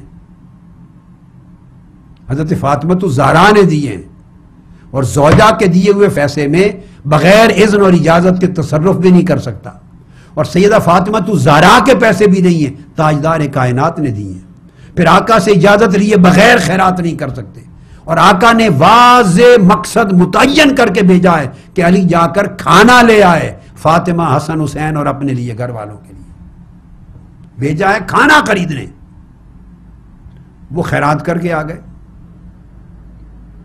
اب یہ واقعہ آیا، بولیے کبھی کسی نے تان کی مولا علی شیر خدا کے اس عمل پر؟ نہ سیدہ فاطمۃ الزہرا نے تان کی، مسکرا پڑی ہوں گی، نہ حسنین کریمین نے کی، نہ تاجدار کائنات نے کی۔ ظاہراً حکم کی خلاف ورزی ہوئی ہے، مقصود پورا نہیں ہوا، غرض جس مقصد کے لیے دیے وہ پورا نہیں ہوا، اجازت کے بغیر خیرات کر کے آ گئے، نفلی خیرات بغیر اجازت کے ایسے حالات میں کہ بچے بھوکے ہوتی نہیں، مخالفت نہیں کی کہ آقا کے صریح حکم کی خلاف ورزی کی، نہیں، ملامت بھی نہیں کی، خوش ہوئے ہوں گے اس لیے کہ نیت کو دیکھا کہ علی کا ظرف دیکھیے، خود اور بچے بھوکے ہیں اور ان کے فاقے کے باوجود کسی اور غریب کی فاقے کو دور کرنے کے لیے پیسے لگا دیے، ان کے اس عمل اور نیت کو دیکھا، پسند کیا، اور ظاہری حکم پر عمل درآمد نہیں ہوا، اس پر ملامت نہیں کی، یعنی اجازت لیے بغیر دوسروں کے مال میں تصرف کر آئے، اعزاء اقارب بیوی بچوں کو بھوکا رکھا، آقا علیہ السلام کو تکلیف تھی، 7 درہم دیے تھے، ظاہراً رنج ہو سکتا تھا، مگر کسی چیز کا خیال کیے بغیر خیرات کر دی، مگر آقا علیہ السلام نے اسے نہیں، کیوں کہ لطاعت اللہ کیا، اللہ کی اطاعت میں کیا، اللہ کی رضا میں کیا، اس امید پر کیا کہ گھر والے بھی اور آقا علیہ السلام بھی خوش ہوں گے، چونکہ سخا ہے طبیعت میں، دو عالم میں سب سے بڑے سخیوں میں سے ہیں، اس لیے ناراضگی نہیں کی، ملامت نہیں کیا، یہ ایثار ہے، یہ درجہ ایثار ہے۔ جی میں نے ساری مثالیں آپ کو دی ہیں کہ ایک حکم دیا اور اس کے اوپر وہ نہیں لائے اور اتنی جملے کہہ کر ایک طوفان کھڑا کر دیا ہے۔ آپ کو چاہیے کہ کچھ پڑھا بھی کریں، قرآن کو، حدیث کو، سیرت طیبہ کو، احوال کو اور دین کو اور ان کے معاملات کی تہ کو سمجھنے کی کوشش کرتے ہیں، ایسا نہیں ڈانگ سوٹا اٹھا لیا، لٹ اٹھا لی اور بس شروع ہو گیا، جیسے دہشت گرد شروع ہو جاتے ہیں، یہ مذہبی دہشت گردی ہے۔ غزوہ تبوک پہ آ جائیے، اہل سنت اور اہل تشیع دونوں کی کتابوں میں دونوں کی کتابوں میں بالاجماع ہے، آقا علیہ السلام نے مولا علی شیر خدا کو پیچھے چھوڑ دیا، یہ حدیث میں نے پہلے بیان کی تھی، ازواج مطہرات اور مستورات اہل بیت کی نگرانی حفاظت کے لیے، چونکہ یہودی تھے، دشمن پیچھے تھے، چھوڑ دیا۔ جب چھوڑ کے گئے تو مولا علی شیر خدا نے آقا علیہ السلام کی بارگاہ میں دوڑ کر کہا اور آپ کو کہا کہ یا رسول اللہ، آپ مجھے عورتوں اور بچوں کے ساتھ کیوں چھوڑے جا رہے ہیں؟ عورتوں اور بچوں کی نگرانی پہ چھوڑے جا رہے ہیں اور نہیں لے جا رہے مجھے حجاز پر. بھائی فیصلہ رسول کا تھا، جو فیصلہ فرما دیا جہاد پر نہ جاؤ، بچوں اور بیویوں اور خواتین میری مستورات اور اہل بیت کا خیال کرو، ایمان ہے اس پر عمل کرنا. دوسرا مجال نہیں ہونی چاہیے بات کی، مگر دوڑ کے گئے، پوچھا یا رسول اللہ مجھے عورتوں اور بچوں میں چھوڑے جا رہے ہیں، آپ ساتھ کیوں نہیں لے جاتے؟ تو کیا اس کو یہ کہا جائے گا کہ حضور علیہ السلام کے فعل پر اعتراض کیا آپ نے؟ اگر حیا اٹھ جائے اور ادب نہ رہے تو یہ اعتراض بنتا ہے، کوئی دوسری بات ہی نہیں ہے. اگر ادب اور حیا نہ ہو اور مقام علی مرتضیٰ اگر دل میں نہ ہو تو اعتراض بنتا ہے. غیر تو اعتراض ہی کہے گا نا، آپ کیا جواب دیں گے اسے؟ کیا غرض کہ کون ہے مولا علی شیر خدا، کون ہے صدیق اکبر، کون ہے فاروق اعظم، کون ہے سیدہ فاطمہ الزہرا؟ ایک غیر مسلم، ایک ناقد، ایک بے حیا شخص کو کیا غرض ان چیزوں سے؟ کیا جواب دیں گے کہ اپنے رسول کی بات پر اور ان کے فیصلے پر اعتراض کیا؟ جواب ہوگا نہیں، وہ اعتراض کرنے والے لوگ نہیں تھے. ان کا خیال آیا ہوگا ذہن میں. ایک میں نے بیان کر دیا تھا، یہودیوں نے تانے دیے کہ تمہیں عورتوں کے پاس چھوڑ دیا، رسول نے تمہیں اپنی صحبت میں رکھنا پسند نہیں کیا. یہ دکھ دے گیا تانا کہ رسول نے اپنے ساتھ تمہیں لے جانا پسند نہیں کیا، اور جہاد پر جاتا تو آقا کے ساتھ میں بھی لڑتا، جان دے دیتا. یہ جذبہ ہے جہاد. 100 نیک نیتیں تھیں تو دوڑ کے آقا کی بارگاہ میں ہم اسے اعتراض نہیں کہیں گے، التجا کہیں گے. اسی طرح سیدنا فاروق اعظم نے یا دیگر اہل بیت کے افراد نے قد غالبہ الوجع وحسبنا کتاب اللہ کا کلمہ کہا ہے، تو یہ اعتراض نہیں ہے، ایک التجا ہے، ایک التجا ہے ادب کی. اور وہ بھی آقا کو مخاطب نہیں ہوئے آپس میں، تاکہ حضور سن لیں کہ تکلیف آقا کی بہت زیادہ ہے. قرآن مجید کی ساری عمر تعلیم لی، ہم آپس میں جو بھی معاملہ نبھا کر لیں گے، اس شدت تکلیف کے وقت حضور مزید مشقت نہ اٹھائیے. یہ کمال ادب ہے، ایک التجا ہے. اس کو گستاخی اور نافرمانی کہنا درست نہیں ہے. اور اس میں ایک آخری اور دلیل دے دوں، سب سے اوپر چلے جائیے. یہاں تک بات تھی صحابہ اور اہل بیت کی، اب ذرا اوپر چلے جائیے. اہل سنت اور اہل شیعہ تشیع دونوں کی کتابوں میں بالاجماع ہے، دونوں کتب میں، اور اس پر کوئی اختلاف نہیں کہ آقا علیہ السلام کو معراج کی رات اللہ تعالیٰ نے 50 نمازیں دیں. یہ اللہ کی عطا تھی، حکم الہی تھا، 50 نمازیں لے جاؤ. راستے میں سیدنا موسیٰ علیہ السلام ملے، انہوں نے کہا آپ کی امت 50 نہیں پڑھ سکیں گی، واپس جا کے اللہ سے عرض کریں اور کم کروا لائیے. کیا بولیے؟ موسیٰ علیہ السلام نے گستاخی کی اللہ کی. وہ نہیں جانتا اللہ کے 5 پڑھ سکے گی یا 50. جب رب نے دے دی 50، کون ہوتا ہے کوئی پیغمبر یا کوئی مخلوق کا فرد کہ وہ واپس موڑے اور کہے جی امت نہیں پڑھ سکے گی؟ گویا معاذ اللہ استغفر اللہ. اگر بے حیا ہو کے کوئی سوچے تو اعتراض بنتا ہے کہ پیغمبر نے خود کو خدا سے بھی زیادہ عالم سمجھ لیا، عالم الغیب. اللہ دے رہا ہے 50 نمازیں امت محمدی کے لیے، اور موسیٰ کہہ رہے ہیں کہ نمازیں نہیں پڑھ سکے گی اتنی. تو اب اگر کوئی آدمی بے لحاظ ہو کر سوچے تو بنے گا کہ گویا معاذ اللہ خدا سے بھی زیادہ حضور کی امت کے ہمدرد آ گئے حضرت موسیٰ، اور خدا سے بھی معاذ اللہ کو بڑے عالم الغیب آ گئے. یہ ہے طریقہ. اگر ادب اور حیا ہٹا کے سوچے تو میں نے بتایا کچھ بھی نہیں بچتا کسی کا. ایمان نام ہی حیا کا ہے اور ادب کا ہے. اور پھر موسیٰ علیہ السلام کی بات پر آقا علیہ السلام کا دیکھیے، 9 مرتبہ پلٹ کر گئے اور آئے. موسیٰ علیہ السلام ہر بار بھیجتے رہے، 5 نمازیں کم کروائی، پھر بھیج دی، یہ بھی زیادہ ہیں، پھر بھیج دی. تو 9 بار اللہ کے حضور جا کے اس کی دی ہوئی نمازوں کو کم کرواتے رہنا کیا معاذ اللہ گستاخی سمجھیں گے شان الوہیت میں؟ آقا علیہ السلام کے عمل کو کہاں ٹھہرائیں گے؟ اللہ پاک نے تو آگے نہیں فرمایا کہ اے محمد صلی اللہ علیہ وسلم تو زیادہ جانتا ہے امت کے حال کو کہ میں زیادہ جانتا ہوں. موسیٰ تمہیں بار بار بھیجے جا رہا ہے اور تو پلٹ کے آتا جا رہا ہے. 1 بار آئے، 2 بار آئے، 3 بار آئے، 9ویں بار ہے آتے ہوئے آپ کو کم کروا رہے. کیا مجھ سے بھی زیادہ جانتے ہیں؟ اگر حیا اور ادب نہ رہے تو کیا سوال اٹھتے ہیں.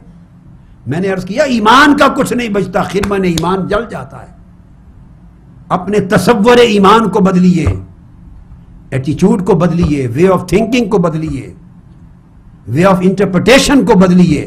معاملات کو انٹرپریٹ کرنا، سمجھنا، تعویل کرنا، تشریح کرنا، یہ سب ایک ادب اور احترام اور ایک حیا کے دائرے میں ہو، پھر خیر ہوگی۔ اور اگر سب کو ایسا بنا دیا، معاذ اللہ ایمان سے خارج کر دیا، تو کچھ نہیں بچتا، پھر دوسرے پکڑ کے ان کو پتہ نہیں کیا کا کیا بنا دیں گے۔ تو آپ سارا ہی سفایا کرنا چاہتے ہیں اسلام کا؟ تو اللہ پاک نے آقا عرض کرتے گئے، اللہ کام کرتا گیا، اور 9 بار کروا کے موسیٰ علیہ السلام نے پھر کہا جائیے اور کم کروا لائیے، تو وہ بھی اللہ نے نہیں نو کیا، نو ڈونٹ کم اگین، اللہ پاک نے نہیں کہا۔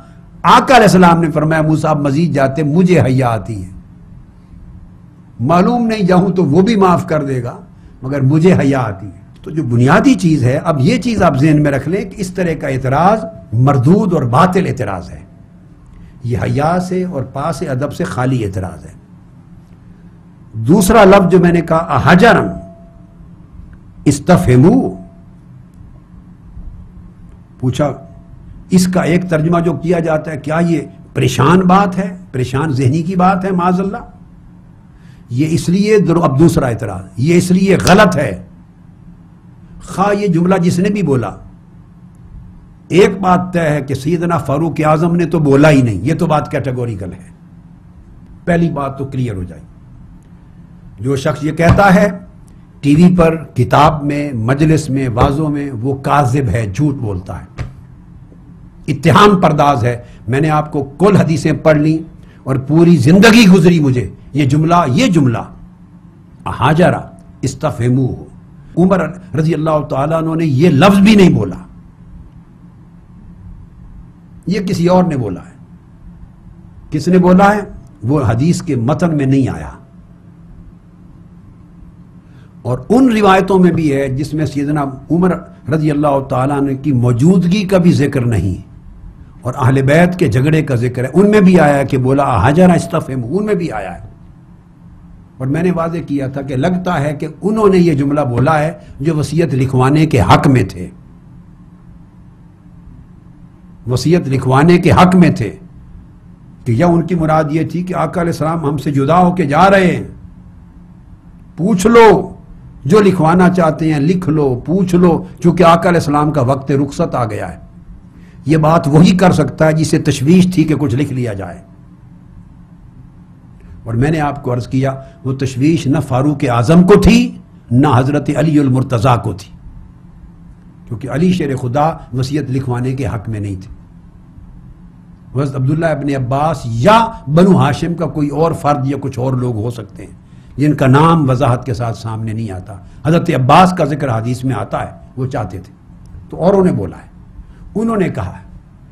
یا یہ معنی اگر ہذیان کریں خدا نہ خواستہ پریشان خیالی کی بات، تو تب بھی بنتا ہے احاجرہ، حمزہ استفہام انکاری کا ہے، جس کا معنی اس بات کا بنتا ہے معاذ اللہ، کیا کوئی پریشان خیالی کی بات رسول کر سکتا ہے؟ اس کا معنی یہ بنتا ہے، کیا رسول پریشان خیالی کی بات کر سکتا ہے؟ معنی ہے نہیں، جو آقا نے فرمایا ہے تو کوئی مراد ہوگی استفہمو، اگر پریشان خیالی سمجھتے تو اگلا لفظ نہ آتا فاستفہمو، حضور سے پوچھ لو۔ جو ہذیان کا ایک اعتقاد رکھے کہ معاذ اللہ استغفر اللہ تکلیف کی شدت کی وجہ سے ہوش قائم نہیں، وہ یہ کیوں کہے کہ مزید پوچھ لو اور سمجھ لو؟ اگر اسے معلوم ہو کہ اس وقت ہوش میں نہیں تو وہ کیسے کہہ سکتا ہے لفظ فاستفہمو، پوچھ لو آقا علیہ السلام سے، سمجھ لو، فاستفہمو سمجھ لو۔ تو یہ وہی جملہ کہہ سکتا ہے شخص جس کو پتا ہے کہ آقا علیہ السلام ہوش میں ہے اور کوئی تکلیف اور ہذیان کی کیفیت نہیں، اور رسول غشی سے پاک رہتا ہے، اس سے مبرہ ہے۔ تو وہ اس طرح ان لوگوں نے کہا ہے گویا تصدیق کرنے کے لیے کہ آقا نے جو کہا اس کا کوئی معنی اور مراد ہوگی، دوبارہ پوچھ لو بے شک اور سامان کتابت لے آؤ۔ اہل بیت کے دوسرے افراد کہتے تھے نہیں، تکلیف کی شدت ہے، تکلیف نہ دو، نہ لاؤ۔ یہ سب جھگڑا اہل بیت کے درمیان تھا، بنو ہاشم کے درمیان، صحابہ اس میں بری ہیں۔ تو یہ دوسرا جملہ یہ الزام ہی غلط بنتا ہے جو میں نے آپ کو لفظ آیا، اکثر روایات میں لفظ آیا قالو، انہوں نے کہا، قالو جگہ جگہ لفظ، قال بعضهم یقالو، یہ لفظ آئے ہیں۔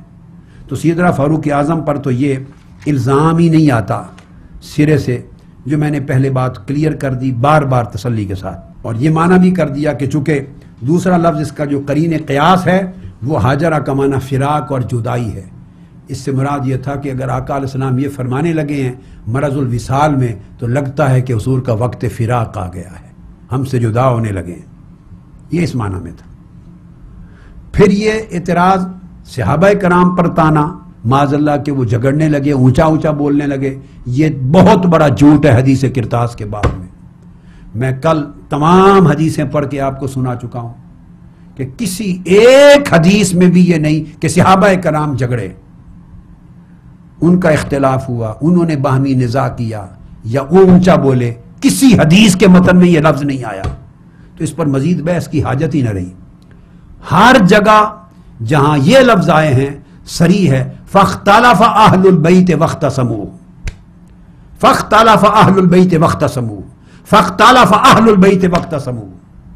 اہل البیت کے آپس میں اختلاف ہو گیا اہل بیت میں اور وہ جھگڑنے لگے، اور جب آوازیں بلند ہوئی تو آقا علیہ السلام نے فرمایا قوموا انی، اٹھ کے چلے جاؤ.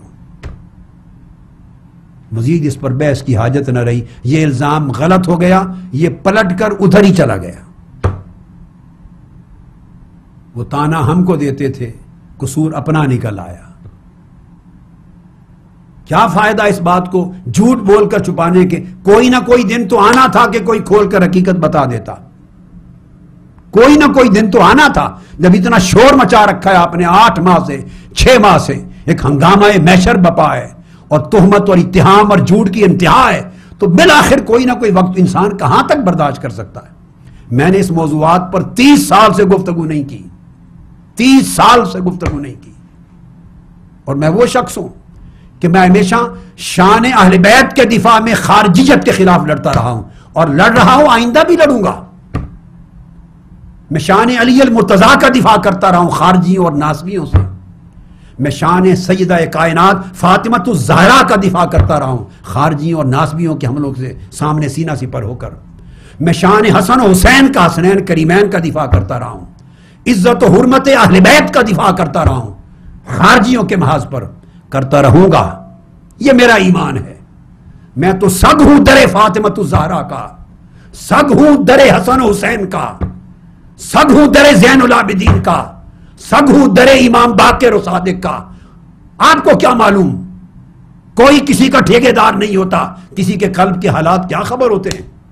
میں تو جنت البقیع میں اللہ کی عزت کی قسم، رب کائنات کی عزت کی قسم، تاجدار کائنات کی نبوت کی قسم، قرآن مجید کی حرمت کی قسم، میں تو کبھی حاضر نہیں ہوتا جنت البقیع میں، مگر جب بھی حاضر ہوں سیدہ کائنات اور خطہ اہل بیت کے پاس کھڑے ہو کر میں تو ان سے کہتا ہوں، سیدہ کائنات کو، امام حسن مجتبیٰ کو، امام زین العابدین کو، امام محمد الباقر کو، امام جعفر الصادق کو، حضور کی اہل بیت کو کہتا ہوں اپنے بابا سے کہہ دیں ہمارا کتا آیا ہے، ہماری خاطر اسے ایک لقمہ ڈال دیں.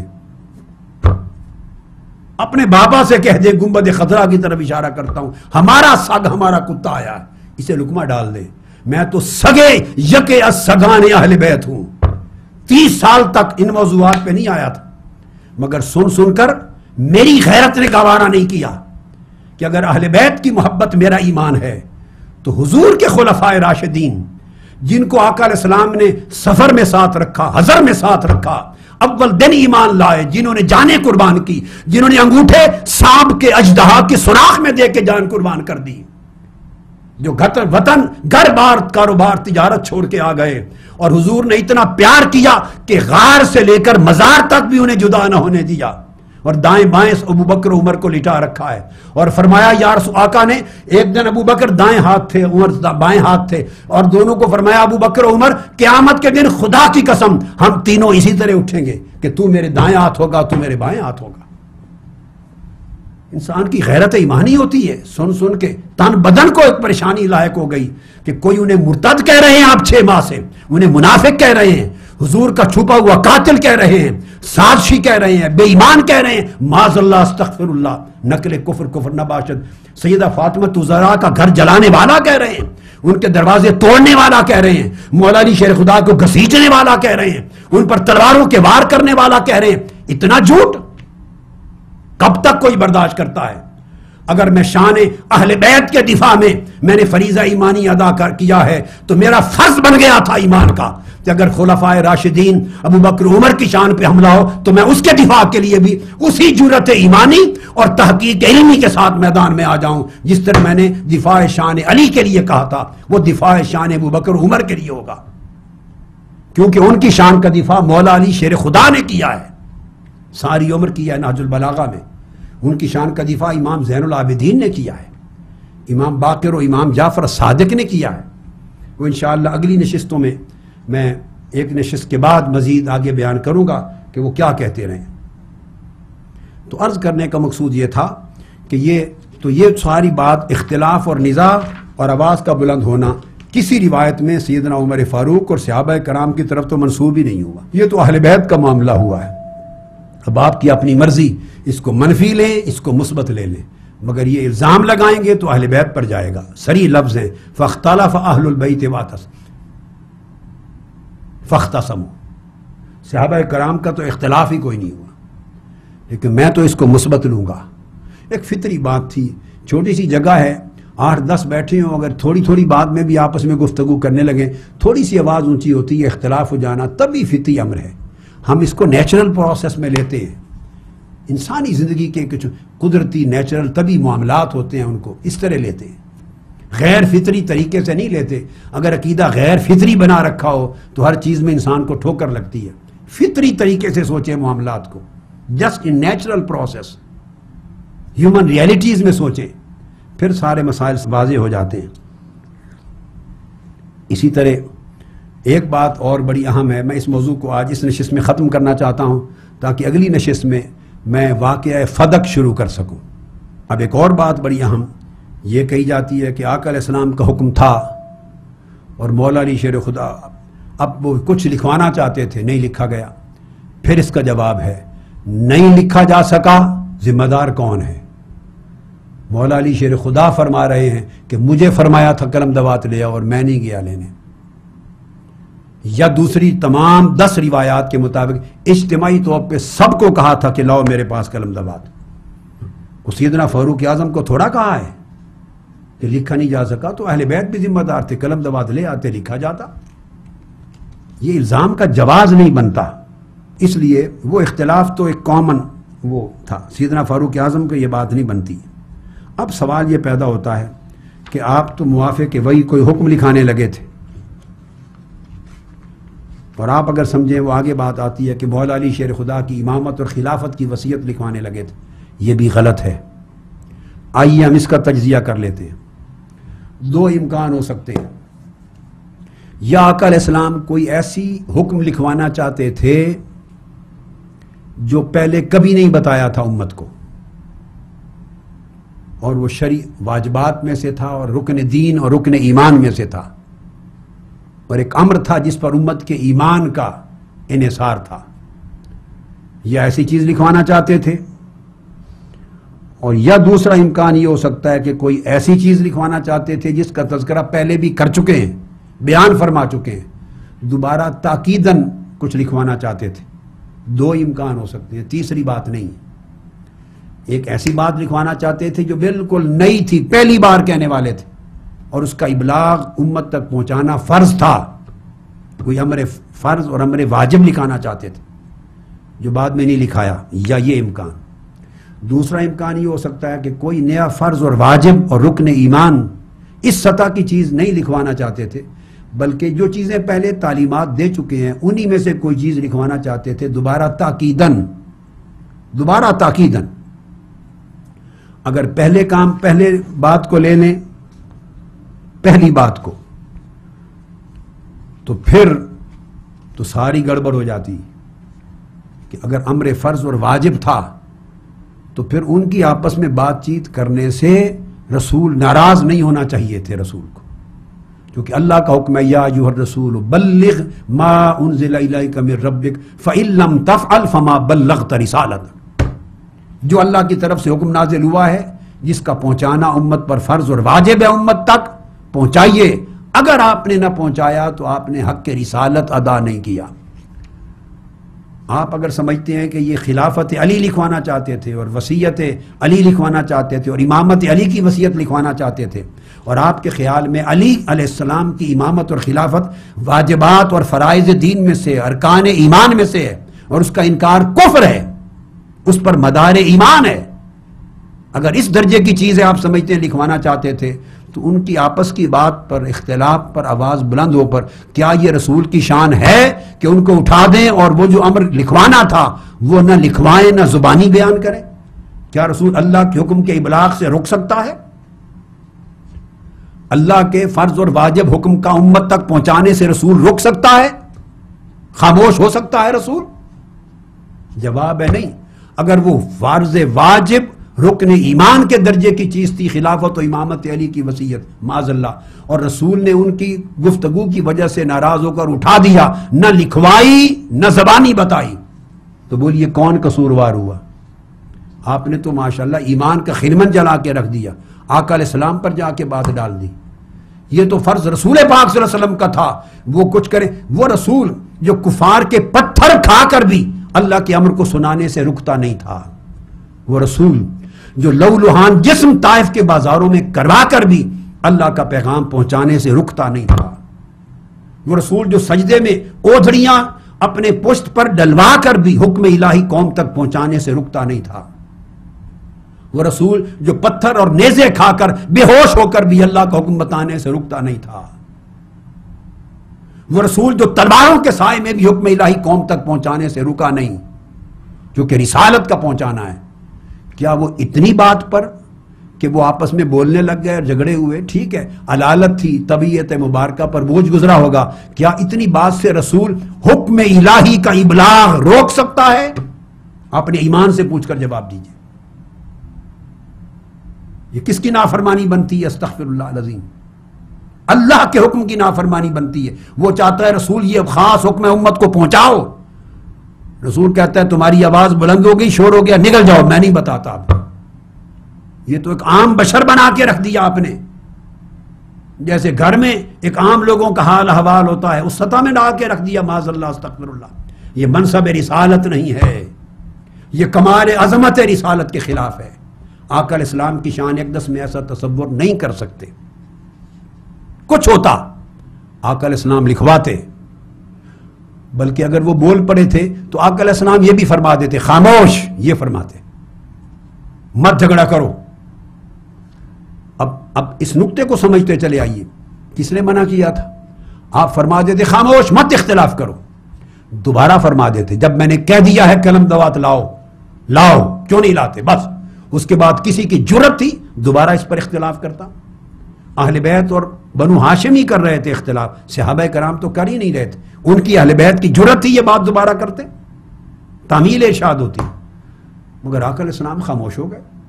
انہوں نے دوبارہ پوچھا، فرمایا جاؤ اب جس حال میں ہوں اسی میں رہنے دو، وہ بہتر ہے لکھنے لکھانے سے، اللہ کی طرف میری لو لگ گئی ہے۔ تو گویا نہ لکھوایا نہ زبانی بتایا، خلافت علی کو زبانی بتا دیتے، چلو اگر لکھنے کی نوبت نہیں آئی تو فرما دیتے اچھا تم قلم دوات نہیں لائے، سن لو میں یہ بتانا چاہتا ہوں کہ میرے بعد خلیفہ علی ہوگا، میرے بعد علی امت کا امام اور امیر المومنین ہوگا، اس کی اطاعت کرنا، اس کو خلیفہ مقرر کرتا ہوں۔ یہ جملہ بولنے میں کیا امر مانے تھا؟ بولیے، جملہ بھی نہیں بولا۔ اور پھر آگے اس پر ایک اور سوال، یہ جمعرات کا واقعہ ہے اور آقا علیہ السلام کا وصال پیر کے دن جا کر ہوا ہے۔ اگر یہ امر واجب تھا، ایمان کا رکن تھا، دین کا، خلافت علی کا، امامت علی کا، وصیت علی کا معاملہ تھا جو سمجھا جاتا ہے غلطی سے، اور یہ ایمان ہے اور امامت اور خلافت ولی کا انکار سے امت کافر ہو جائے گی، اتنا بڑا اہم تھا اگر مسئلہ، تو جمعرات بھی گئی، نہ لکھوایا نہ زبانی بتایا۔ جمعہ کا دن آیا اس میں بھی نہیں کیا، وہ پھر وفات تک ناراض ہی رہے 5 دن، معاذ اللہ استغفر اللہ۔ جمعہ کا دن آیا تب بھی نہیں بتایا لکھوایا، ہفتے کا دن آ گیا تب بھی نہیں بتایا، اتوار کا دن گزر گیا تب بھی نہیں بتایا، پیر کے دن کے کچھ لمحات گزرے تب بھی نہیں بتایا۔ کیا یہ ممکن ہے کہ خفا ہو کر پورے 5 دن گزر گئے اور رسول یہ اعلان نہ کریں اور لکھوائیں نہیں؟ مسجد نبوی میں بھی گئے ہیں، آپ نے خطبہ دیا ہے، وہیں بیٹھ کر علالت کے ایام میں وہاں اعلان کر دیتے کہ انہوں نے قلم دبات مہیا نہیں کی تو سن لو، بتانا چاہتا ہوں میرے بعد خلافت اور امامت علی کی مقرر کر دی ہے، وہ خلیفہ ہوگا، اس کے ہاتھ پر بیعت کرنا، اس کی اطاعت کرنا، وہ امت کا امیر المومنین ہوگا۔ اگر یہ مقصود تھا تو کیوں نہیں فرمایا؟ 5 دن گزر گئے۔ یہ من گھڑت قصے بنا رکھے ہیں سارے، اور جو بات کہی نہیں وہ کہلوانے چاہتے ہیں آپ، جس بات کا ثبوت نہیں وہ ثابت کرنا چاہتے ہیں ناجائز۔ آگے چلیے، صحابہ کرام تو اٹھ کے چلے گئے، جب فرمایا قوموا عنی، چلے جاؤ، تو بعد میں حضرت عباس بھی رہ گئے، فضل ابن عباس بھی رہ گئے، اہل بیت کے لوگ رہ گئے، اور کل کتب حدیث میں آتا ہے کہ وصال کے دن تک بقیہ 5 دن حضرت علی آقا علیہ السلام سے جدا ہی نہیں ہوئے، آپ کی چارپائی کے پاس خدمت کے لیے بیٹھے رہتے تھے، 5 دن بیٹھے رہے۔ چلو اس لمحے تو وہ قلم دبات نہیں لائے، اور بقول آپ کے کسی نے روک لیا، جو روکا کسی نے بھی نہیں، بقول آپ کے روک لیا۔ تو جب باقی نہیں تھے فاروق اعظم پاس، اور 5 دن صحابہ تو ہر وقت نہیں تھے، مولا علی شیر خدا تو رات دن 5 دن اکٹھے ساتھ رہے، اہل بیت تو ساتھ رہے، بنو ہاشم پورے 5 دنوں میں پھر اعلان کر دیتے، پھر کہہ دیتے علی جا کے لے آؤ، میں تمہاری خلافت و امامت لکھواتا ہوں، اور جا کے میرے سامنے مسجد نبوی میں کسی کو کہتے ہیں عباس، چچا عباس جا کے پڑھ کے سنا دو۔ آقا علیہ السلام کے پاس 5 دن ہیں اس واقعے کے بعد، جو کام آقا علیہ السلام نہیں کرتے، رتب و یابس، مکذوبات، اباطیل اور موضوعات، لوگوں نے من گھڑت چیزیں کتابوں میں لکھ دی، اور لوگوں نے ٹٹولے اور عقل استعمال کیے بغیر اس پر ایمان لائے، اور ایک تماشا کھڑا کر دیا، ہنگامہ۔ اس کا کوئی وجود نہیں۔ یہ ہے، اگر تصور کریں کہ کوئی فرض اور واجب ایمان کے درجے کی بات کہنا چاہتے تھے تو یہ پاسبل ہی نہیں ہے، اس پر بڑے الزامات آتے ہیں، ایمان چلا جاتا ہے، نبوت و رسالت پر الزام آتے ہیں، استغفر اللہ العظیم، یہ بات من گھڑت۔ اور دوسرا امکان ہو سکتا ہے کہ کوئی ایسی بات کہنا چاہتے تھے جو ہمیشہ تعلیم دی، چاہتے تھے اس کی مزید تاکید کروں، اس کی تائید مل جاتی ہے، چونکہ اسی حدیث میں 10 کی 10 روایتوں میں آقا علیہ السلام نے ساتھ ہی زبانی فرما دیا ہے، زبانی ساتھ فرما دیا ہے، آقا علیہ السلام نے فرما دیا کہ جزیرہ عرب سے مشرکین کو نکال دینا، اسی حدیث میں فرما دیا کہ جو لکھنے کی نوبت نہیں آئی تو زبانی بتا دیا، عرب سے مشرکین کو نکال دینا۔ ایک دوسری وصیت فرمائی کہ باہر کے ملکوں سے دوسری قوموں کے جب سفراء آئیں، سفیر، ایلچی، پیغامبر آئیں تو جاتے ہوئے انعام و اکرام سے جھولی بھر کے بھیجنا، ہمارا مقام سخاوت ہے، اکرام ہے، ان کو دے کر بھیجنا، خالی ہاتھ نہ لوٹانا۔ اور رہ گئی تیسری، اس روایت میں نہیں، بے شمار کتابوں میں یہ تمام حدیث میں آتا ہے، تمام بہت ساری کتب حدیث میں، کہ تیسری بات بھی بیان ہوئی ہے، دیگر روایتوں میں آئی ہے۔ اس میں آقا علیہ السلام نے فرمایا نماز کا خیال کرنا، روزے کا خیال کرنا، اور جو لونڈی غلام، جو مساکین تمہارے زیر دست ہیں، ان کے ساتھ اچھا سلوک کرنا۔ آقا علیہ السلام نے تیسری یہ بات فرمائی، نماز، روزہ اور زیر دست لوگوں کا خیال کرنا، تیسری نصیحت یہ تھی۔ یہ تعلیمات وہ تھی جو پہلے بھی عمر بھر دیتے چلے آئے تھے، آقا علیہ السلام اس کی تاکید فرمانا چاہتے تھے، جب قلم دبات نہیں آیا تو آپ نے زبانی بیان فرما دی۔ زیر دست غلاموں بوندیوں کو خیال کرنا، نماز روزے کا خیال کرنا، جزیرہ عرب سے مشرکوں کو نکال دینا تاکہ تمہیں تکلیف نہ ہو، اور آنے والوں کو انعام و اکرام کر کے روانہ کرنا۔ تو گویا یہ وہ باتیں تھیں روٹین کی جو فرمایا، اس پر عمل کرنا تاکید کے لیے یہ تھا۔ جب وہ نہیں لائے تو فرمایا شور مت کرو، زبانی آپ نے بیان فرما دیا، گویا حق ادا کرنے میں کوتاہی نہیں ہوئی، جو لکھوانا چاہتے تھے وہ زبانی فرما دیا۔ اور جب آقا علیہ السلام نے فرمایا قوموا عنی، صحابہ کرام نے دیکھا کہ اہل بیت کے اختلاف کی وجہ سے، بنو ہاشم کے اختلاف کی وجہ سے آواز بلند ہوئی، اور آقا علیہ السلام خفا ہوئے، فرمایا چلے جاؤ، اٹھ کے چلے جاؤ۔ اب بتاتا ہوں سیدنا فاروق اعظم کے جملے کا کہ ریلیونس، کیونکہ اختلاف ہوا اس بات پر کہ قلم دبات لے آؤ، تو آقا علیہ السلام نے فرمایا چلے جاؤ، تو قرین قیاس یہ بھی ہو سکتا ہے کہ وہ جملہ سیدنا فاروق اعظم یا بعض دیگر اہل بیت کے لوگوں نے جو بولا قد غلبہ الوجع حسبنا کتاب اللہ، ان اہل بیت کے لوگوں کی مایوسی دور کرنے کے لیے، انہیں حوصلہ دینے کے لیے فرمایا ہو کہ وہ مایوس ہو گئے، دل شکستہ کہ شاید آقا ناراض ہو گئے، فرمایا چلے جاؤ۔ فرمایا نہیں ناراض نہ ہو، آقا ناراض ہونے والے نہیں، کوئی بات نہیں، آقا علیہ السلام کی تکلیف کی شدت تھی، آپ کا اونچا بولنا حضور کو ناگوار گزرا ہے، اور قرآن مجید وہ ہمارے درمیان موجود ہے، اس سے ہدایت لے لینا۔ وہ ان کی دلجوئی کے لیے چند کہنے والوں نے کہا، ان کہنے والوں نے ان کی دلجوئی کے لیے کہا ہے۔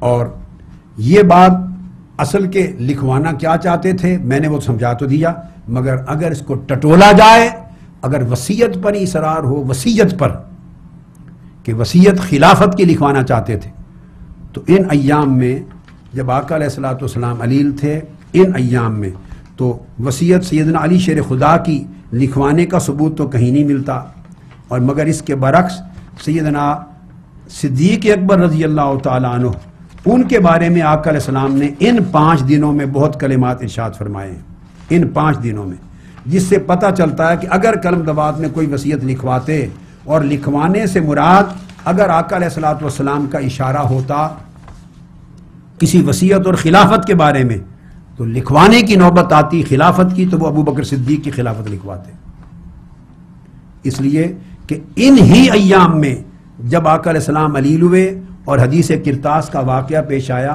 ان دنوں میں حضرت عائشہ صدیقہ رضی اللہ تعالیٰ عنہ سے کہا، یہ بھی اسی صحیح بخاری میں ہے، فرمایا کہ اپنے باپ ابو بکر اور اپنے بھائی کو بلا لاؤ، یہ میں نے حدیثیں کوٹ کر دی ہیں پہلے، میں وصیت لکھوانا چاہتا ہوں تاکہ میرے بعد کوئی دعوے دار نہ بنے، ابو بکر کے حق میں وصیت لکھوا دوں اور کوئی یہ نہ کہے کہ میں زیادہ حقدار ہوں۔ یہ ارادہ ظاہر کر دیا کہ ابو بکر کے لیے وصیت لکھاؤں، لیکن پھر فرماتی ہیں کہ ساتھ ہی پھر ارادہ ترک کر دیا اور فرمایا یأبی اللہ ویدفع المؤمنون، یأبی اللہ ویدفع المؤمنون الا ابا بکر، اللہ پاک خود امت کو غلط فیصلے سے روک دے گا اور امت اچھے فیصلے پر پہنچے گی۔ تو گویا خود سوچا کہ بجائے اس کے کہ میں لکھاؤں، امت کو اللہ توفیق دے گا کہ صحیح فیصلہ کر لے گی۔ تو اگر وصیت لکھوانے کی بات ہوتی تو وصیت آقا علیہ الصلوۃ والسلام سیدنا ابو بکر صدیق کے لیے لکھوانے کا ارادہ فرما رہے تھے، چونکہ انہی دنوں میں جب حدیث کرتاس کا واقعہ پیش آیا ہے، اس کے بعد آقا علیہ السلام مسجد نبوی میں تشریف لائے ہیں علالت کے وقت، ان 5 دنوں میں، اور مسجد نبوی میں آ کے آقا علیہ السلام نے خطاب کیا ہے اور لوگوں کو اپنے وصال فرما جانے کی خبر دی ہے۔ وہ بخاری کے مضمون چل رہے ہیں، چونکہ بحث بخاری کی حدیث پر کی گئی اس لیے اسی کو لا رہا ہوں۔ آپ نے فرمایا ان اللہ خیر عبدا بین الدنیا و بین ما عندہ فاختار ما عند اللہ، لوگوں سن لو، منبر پہ خطاب کیا ہے، علالت کے ساتھ نکلے، اللہ پاک نے اپنے ایک بندہ خاص کو اختیار دے دیا کہ چاہے تو دنیا میں رہے، چاہے تو اللہ کے پاس آ جائے، جو اللہ کے پاس ہے اس کے لیے آ جائے، اور اس بندے نے دنیا میں رہنے کی بجائے اللہ کے پاس جانا چن لیا ہے، فیصلہ کر لیا ہے۔ یہ ان 5 دنوں میں آ کے بات کی، سیدنا صدیق اکبر رو پڑے، صحابہ کرام حیران ہوئے، کہنے لگے عام کہ اس بات میں ابو بکر صدیق کیوں روئے ہیں؟ اس پر آقا علیہ الصلوۃ والسلام نے فرمایا ابو بکر نہ رو، یا ابا بکر لا تبکے، نہ رو۔ پھر منبر پر بیٹھ کر ان 5 دنوں میں علالت میں حدیث کرتاس کے زمانے میں آقا علیہ السلام نے خطبہ دیا اور فرمایا ان امن الناس علی فی صحبتہ و مالہ ابو بکر ولو کنت متخذا خلیلا من امتی لاتخذت ابا بکر، فرمایا لوگوں اس ساری امت میں صحبت کا حق ادا کرنے اور میرے مشن اسلام پر مال قربان کرنے کا جو حق ابو بکر نے ادا کیا ہے اس کے برابر کوئی اور شخص حق ادا نہیں کر سکا۔ خدا کی قسم اگر میں نے دنیا میں کسی کو خلیل منتخب کرنا ہوتا تو میں ابو بکر کو خلیل بناتا، مگر تمہارا نبی اللہ کو اپنا خلیل بنا چکا ہے۔ اور یہ پھر حضرت عبداللہ ابن عباس بھی روایت کرتے ہیں اس حدیث کو، وہی عبداللہ ابن عباس جو حدیث کرتاس کے راوی ہیں، جنہوں نے سارا واقعہ حدیث کرتاس کا بیان کیا، وہی ابن عباس رضی اللہ تعالیٰ عنہ اس حدیث صدیق اکبر کے راوی ہیں۔ عن اکرمہ عن ابن عباس رضی اللہ تعالیٰ عنہ فرماتے ہیں خرج رسول اللہ صلی اللہ علیہ وسلم فی مرضہ الذی مات فیہ، جس مرض میں حضور کا وصال ہوا ہے اس مرض الوصال کے اندر تشریف لائے باہر، فقعد علی المنبر، منبر پر بیٹھے اور بیٹھ کر آپ نے خطبہ دیا، قال انہ لیس من الناس احد امن علی فی نفسہ ومالہ من ابی بکر لو کنت متخذا من الناس خلیلا لاتخذت ابا بکر خلیلا. ابو بکر سے بڑھ کر مال کی قربانی اور جان کی قربانی اور صحبت کی قربانی سے ابو بکر سے بڑھ کر دنیا میں کوئی نہیں. اگر میں نے کسی کو خلیل بنانا ہوتا تو ابو بکر ابن ابی قحافہ کو خلیل بناتا. ابن عباس کہتے ہیں اب حدیث کرتاس کے راوی نے راز کھول دیا. خود راوی ابن عباس کے سوا کوئی راوی نہیں ہے، یاد رکھ لیں. حدیث کرتاس کا جہاں آئی ہے عبداللہ ابن عباس سے آئی ہے. تو جو ابن عباس حدیث کرتاس کا قصہ پورا بتا رہے ہیں، جس کا ہنگامہ کھڑا کر رکھا ہے، وہی عبداللہ ابن عباس یہ بات بتا رہے ہیں کہ مرض وصال میں وہ گھر کے اندر کی بات تھی جو لکھا نہیں جا سکا. یہ باہر تشریف لے آئے اور مسجد نبوی میں آقا اسی مرض وصال کے ایام میں سٹیج پر منبر پر بیٹھ کے فرمانے لگے کہ ابو بکر سے بڑھ کر مجھ پر کسی کا ہاتھ نہیں ہے بھلائی اور میری خدمت کا. لوگوں کو سنانے کے لیے ایک اشارہ دے دیا، اگر میں نے کسی کو خلیل بنانا ہوتا تو میں ابو بکر کو بناتا. یہ وہ بات تھی جو سیدنا صدیق اکبر رضی اللہ تعالیٰ عنہ کے شان میں تاجدار کائنات نے صریحاً بیان فرما دی. گویا اشارہ اس امر کا تھا کہ اگر اس سے مراد واقعہ ہے خلافت کے لکھانے کا، تو خلافت کے لکھانے کا جو واقعہ وہ آقا علیہ السلام کا جو فرمان دوسرے مقامات پر انہی ایام میں ملتا ہے، یا وہ صدیق اکبر کے حق میں وصیت لکھوانے کا ارادہ کر کے صحیح بخاری میں بدل دیا اور کہا اللہ فیصلہ کروا دے گا، یا منبر پہ بیٹھ کے ابو بکر صدیق کو اپنے خلیل بنانے کی خواہش کا اظہار کر کے آپ نے کر دیا. اور اگر آپ حدیث قرطاس کی بات کو لے لیں، حدیث قرطاس کو، تو اس کے مالک روایت حضرت سیدنا علی المرتضیٰ کرتے ہیں. اب میں وہ نکتہ بتا رہا ہوں کہ ذہن میں لکھوا نہیں سکے، اگر لکھواتے تو کیا ارادہ تھا. مولا علی المرتضیٰ فرماتے ہیں قال اوصى بالصلاة والزکاة وما ملکت ایمانکم. آقا علیہ الصلوۃ والسلام نے جب مجھے فرمایا کہ قلم دوات لاؤ اور میں نہیں گیا لینے، اس خیال سے کہ کہیں وصال نہ ہو جائے، آقا عرض کیا میں نے کہ زبانی بتا دیجئے میں یاد کر لوں گا، تو مجھے حضور نے یہ وصیت فرمائی. ارے مولا علی شیر خدا خود وصیت رسول بتا رہے ہیں، یہ وصیت فرمائی. تو جو وصیت مولا علی شیر خدا نے بتائی ہے کہ یہ کی، اسے چھوڑ کے ہم نئی وصیتیں گھڑتے پھرتے ہیں اپنے پاس سے. وہ فرماتے ہیں جب میں نہیں گیا، عرض کیا آقا زبانی بتا دیں، تو حضور نے مجھے وصیت فرمائی نماز کا اہتمام، زکوٰۃ کا اہتمام، اور باندھی غلاموں اور زیر دست غریبوں کے ساتھ بھلائی کا اہتمام. فرمایا یہ وصیت تھی. یہ روایت امام احمد بن حنبل نے کی مسندات علی المرتضیٰ کے تحت. اسی کو امام بخاری نے ادب المفرد میں روایت کیا صفحہ 26. اسی کو طبقات ابن سعد میں روایت کیا، اور وہ باب قائم کرتے ہیں تحت ذکر الکتاب الذی اراد رسول اللہ. امام ابن سعد وہ باب اس کتاب کا لکھانے کا جو آقا لکھانے کا ارادہ رکھتے تھے، وہ کیا تھا؟ وہ یہ تھا. ابن سعد نے اس کو بیان کیا طبقات صفحہ 37 میں، اور البدایہ والنہایہ ابن کثیر نے اسی کو بیان کیا باب تحت ذکر اعتذار ہی وفات ہی صلی اللہ علیہ وآلہ وسلم. اس ضمن میں اب میں گفتگو کو ختم سمیٹنے سے قبل شیعہ کتب سے عرض کر دوں اسی باب میں مزید حیات القلوب کا حوالہ دے رہا ہوں. حیات القلوب، اور یہ بہت بڑی نامور کتاب ہے، جلد دوم، دوسری جلد، صفحہ 983، ذکر حجت الوداع. اس کے الفاظ ہیں حضرت امیر المؤمنین علی علیہ السلام و فضل پسر عباس عظیم عرض از حضرت جدا نمی شدند و پیوستہ در خدمت عام حضرت بودند.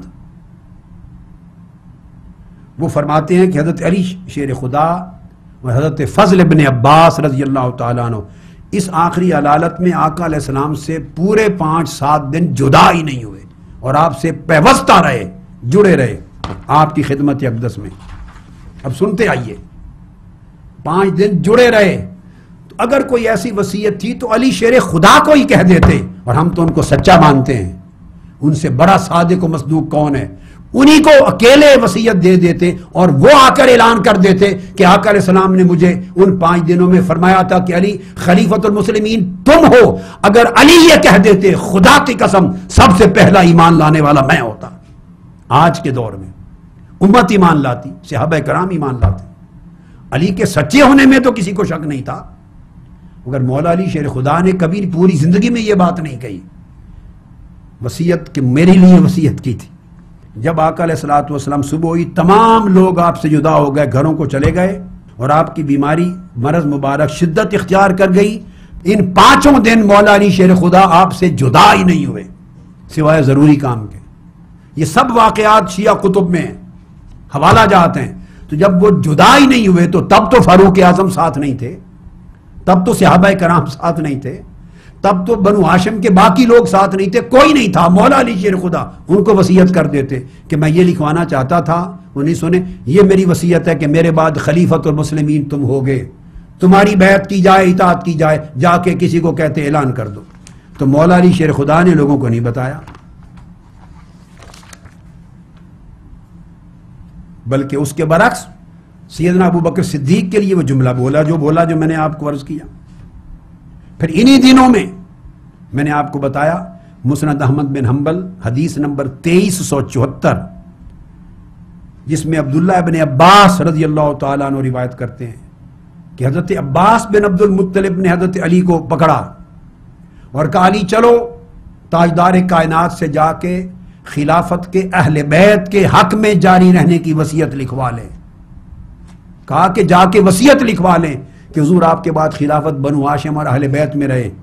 تو مولا علی شیر خدا نے فرمایا واللہ لئن سألناها رسول اللہ صلی اللہ علیہ وسلم فمنعناها لا یؤتینا انها الناس ابدا فواللہ لا اسألہ ابدا. اے چچا عباس اگر ہم نے یہ بات رسول اللہ سے پوچھ لی کہ خلافت اہل بیت میں رہے اور آپ نے نہ کر دی تو خدا کی قسم قیامت کے دن تک اہل بیت میں خلافت کبھی پلٹ کر نہیں آئے گی. اس لیے یہ خلافت کا مسئلہ آقا علیہ السلام سے نہ پوچھنا اسی میں خیر ہے. انہی ایام میں جب آقا علیہ الصلوۃ والسلام کی علالت تھی تو واقعہ ہے جمعرات کا جو میں نے آپ کو عرض کیا، اور اسی جمعرات کی رات کو حدیث کرتاس دن کا واقعہ ہے، اس رات کو یا جمعے کو، چونکہ صحیح ابھی ابو داؤد میں آتا ہے اور ترمذی میں آتا ہے کہ وصال سے 5 رات پہلے یہی دن بنتا ہے جس دن کا واقعہ حدیث کرتاس کا ہے. فرماتے اور عبداللہ ابن عباس روایت کرتے ہیں 5 رات پہلے آقا علیہ السلام نکلے باہر مسجد نبوی میں اور منبر پہ بیٹھ کے آپ نے ارشاد فرمایا کہ ما لأحد عندنا ید الا قد کافیناہ ما خلا ابا بکر فإن له عندنا یدا یکافیہ اللہ بما یوبہا یوم القیامہ. کسی شخص کا کوئی احسان اور بلائی ایسی نہیں جو مجھ پر رہ گئی ہو اور مصطفیٰ نے چکا نہ دیا ہو اس کا احسان.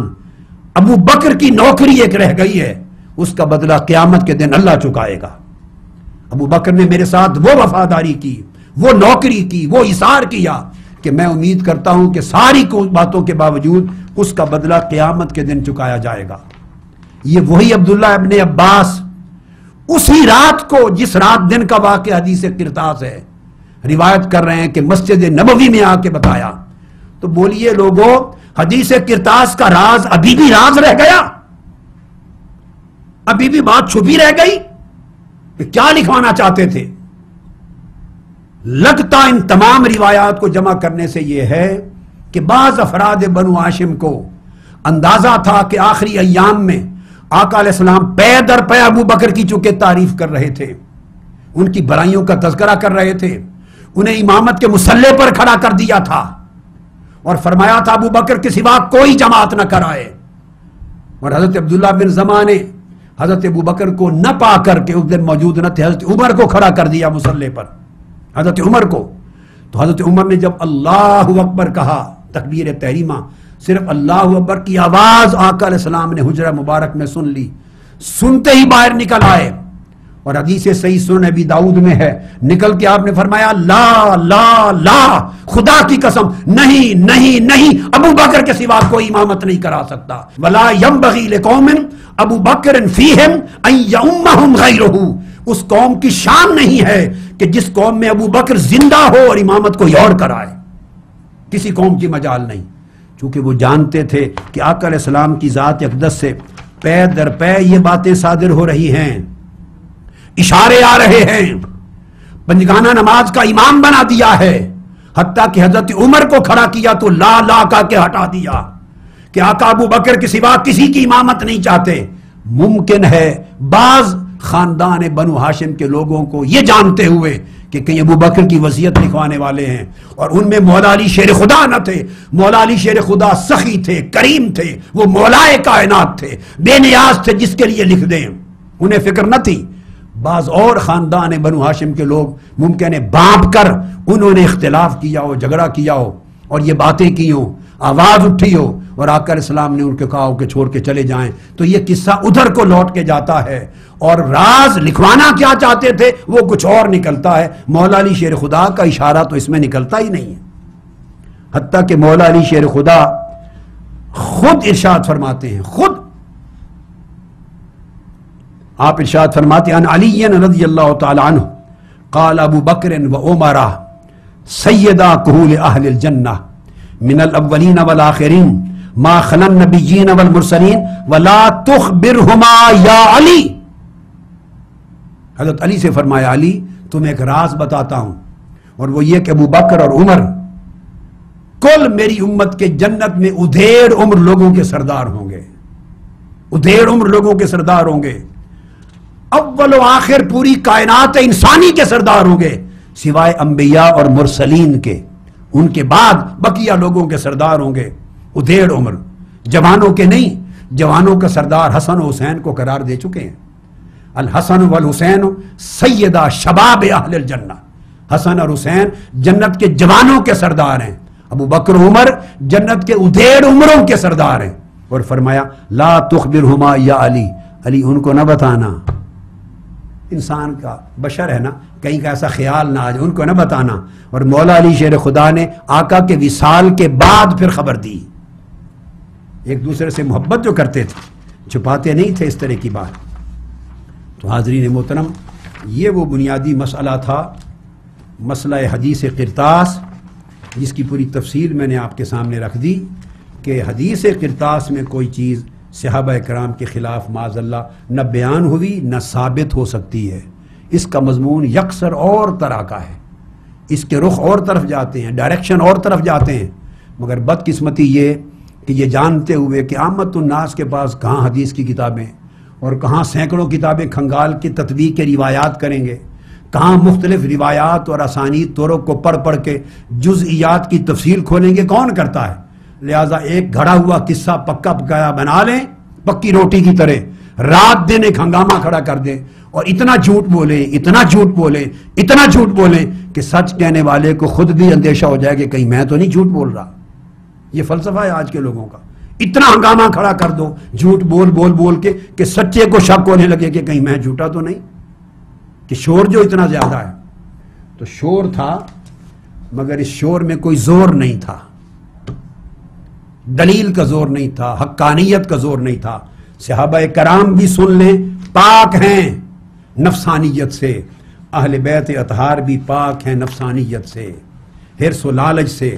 نہ ایسے غلط منصوبے کبھی اہل بیت اطہار نے بنائے، نہ کبھی صحابہ کرام نے بنائے، نہ انہوں نے معاذ اللہ کو جھوٹی وصیتیں لکھوائیں، نہ انہوں نے لکھوائیں، نہ انہوں نے کوئی آقا کی بارگاہ میں بدنیتی کا ارتکاب کیا، نہ اہل بیت نے بدنیتی کا ارتکاب کیا۔ وہ بھی حضور کے تیار کردہ اولو العزم لوگ تھے جن کی عظمتوں پر ملائکہ بھی رشک کرتے تھے، اور اہل بیت بھی وہ پرعزم لوگ تھے کہ ملائکہ ان کی طہارت و عظمت پہ رقص کرتے تھے۔ لوگوں ایمان یہ ہے کہ ایک ہاتھ حضور علیہ السلام کی غلامی کے ساتھ صحابہ کرام کے دامن پہ اوپر ہو، ایک ہاتھ میں اہل بیت کی محبت ہو، ادھر صحابہ کا ادب ہو، ادھر اہل بیت کا ادب ہو، وہ حضور کے یار ہیں، یہ حضور کی اولاد اور حضور کا خون گھرانہ ہے۔ نہ گھرانہ، چونکہ جا بجا اللہ پاک نے حضور علیہ السلام کے دین کو جو فتح کی جنگیں صرف اہل بیت تو نہیں لڑتے رہے 10 افراد، خالی پنجتن جنگیں لڑتے رہے، 313 جو جنگ لڑ کے شہید ہو گئے بدری، اور سیدنا مولا علی المرتضیٰ تک جنگ صفین میں ان کا جھنڈا اٹھا کے شہید ہوتے رہے، کل 80 بدری ان کے ساتھ کھڑے تھے۔ ارے ان کی ایمانداری پہ شک کرو گے؟ تو جن کی جنگوں کے سلے اللہ نے فتح دی، جن کی جنگوں کی مدد میں اللہ نے 5000 فرشتوں کو نازل کیا اور فرمایا انی معکم، فرشتوں جاؤ، ابو بکر عمر عثمان و علی اور 313 صحابہ کی مدد کے لیے میں بھی تمہارے ساتھ آ رہا ہوں۔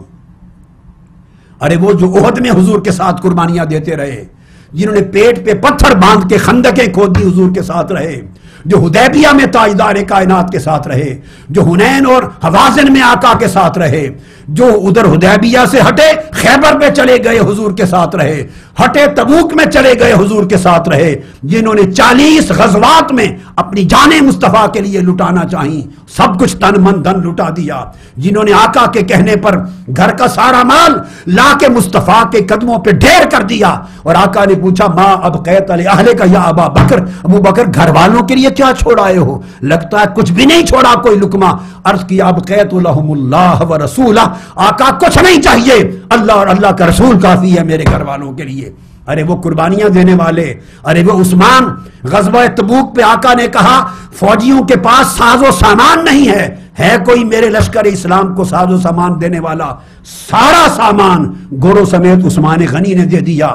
درہم و دینار حضور جھولی میں لے کے اچھالتے تھے، درہم و دینار، اور عثمان کی طرف اشارہ کرتے تھے، عرض کرتے تھے مولا عثمان نے آج جو قربانی دی ہے، آج کے بعد جو کچھ کرے اس سے سوال نہ کرنا، اس سے کوئی حساب نہ لینا۔ ارے وہ 1500 لوگ جنہوں نے مصطفیٰ کے ہاتھ پر بیعت کی، آقا اگر جنگ ہوئی تو ہم اپنی گردنیں کٹوا دیں گے، اس پر مولا اتنا خوش ہوا کہ 1500 صحابہ کے لیے کہا میرے محبوب ان 1500 غلاموں سے اللہ راضی ہو گیا جنہوں نے جان لٹانے کی بازی لگاتے ہوئے آپ کے ہاتھ پر بیعت کر لی، تو اما ہمیشہ تک راضی ہوں، اور جنت کا ابدی وعدہ کر دیا۔ ارے جن کے ایمان کی گارنٹی خدا نے دی، جن کے ایمان کی گارنٹی قرآن نے دی، مصطفیٰ نے دی کہ وہ بعد تک بھی یہ ایمان پہ رہیں گے، اور ادھر اہل بیت اطہار ابو بکر ان کو چومتے رہے اور دیکھتے اور کہتے علی خدا کی قسم یہ حسن حسین مصطفیٰ کے شبیہ ہیں، تمہاری شبیہ نہیں ہیں۔ ارے وہ عمر جو خطبہ جمعہ دے رہے ہیں اور حسین لڑکتے لڑکتے معصوم آ رہے ہیں اور آ کے کہتے ہیں حسن اور حسین حضرت عمر فاروق کو کہ عمر تمہارے باپ کا ممبر نہیں میرے باپ کا ممبر ہے، خدا کی قسم فاروق اعظم نیچے اترا ہے، خطبہ جمعہ چھوڑ دیا، ممبر چھوڑ دیا۔ حضرت علی کی طرف دیکھا مسکرائے، حضرت علی نے قسم کھائی کہ بھائی عمر خدا کی قسم میں نے نہیں سمجھایا۔ خود سیدنا فاروق اعظم نے کہا علی میں نے کب کہا ہے کہ تو نے سمجھایا ہے، میں تو اس کی پیار بھری بات پہ وجد آ گیا ہے مجھے، اور عرض کیا دنیا کے سامنے اے میرے حسین یقیناً تیرے باپ دادا تیرے بابا کا ممبر ہے، میرے بابا کا ممبر کہاں ہے؟ ہم تو غلام تھے، ہم تو کفر میں تھے، ہمیں تو مصطفیٰ کی نگاہ کے تیر نے ہمیں حضور کا غلام کر دیا، شکار کر دیا، ممبر آپ ہی کا ہے۔ آگے جب میں فدق کی بات دوسری نشست میں کروں گا، اگلی نشست میں، تو آپ کو انشاءاللہ اور چیزیں بھی آئیں گی۔ ارے وہ لوگ جو ان کے گن گاتے رہے، یہ وہ عمر جنہوں نے کہا خدا کی قسم میں نے اپنے کانوں سے سنا ہے سیدہ فاطمہ کہ حضور کہتے تھے فدا کے ابی و امی یا فاطمہ، میرے ماں باپ تم پر قربان ہو جائیں اے فاطمہ۔ وہ عمر جو یہ دنیا کو بتائیں کہ حضور کہتے تھے فاطمہ پر میرے ماں باپ قربان ہو جائیں، راوی فاروق اعظم ہیں۔ ایسے صحابہ کے بارے میں اہل بیت کی دشمنی کا تانا دینا اور یہ گمان کرنا، سوچو کیا سودا کر رہے ہیں آپ، اس امت کے نوجوانوں کو کس سمت لے جا رہے ہیں، اور اس امت میں صحابہ اور اہل بیت میں پھوٹ ڈال کر حضور کو خوش کر رہے ہیں یا روح مصطفیٰ کو اذیت دے رہے ہیں۔ میں نے ساری باتیں کر دیں اور یہ سوال آپ کے لیے چھوڑ دیا۔ اب انشاءاللہ آج کی بات ختم کرتے ہیں، اگلی نشست میں مسئلہ فدق پر گفتگو شروع کروں گا کہ وہ بھی ایک بہت بڑی تہمت ہے، اس کا بھی انشاءاللہ ازالہ ہو جائے گا۔ وما علینا الا البلاغ۔ ثم الرضا عن أبي بكر وعن عمر، ثم الرضا عن أبي بكر وعن عمر، ثم الرضا عن أبي بكر وعن علي وعن عثمان ذي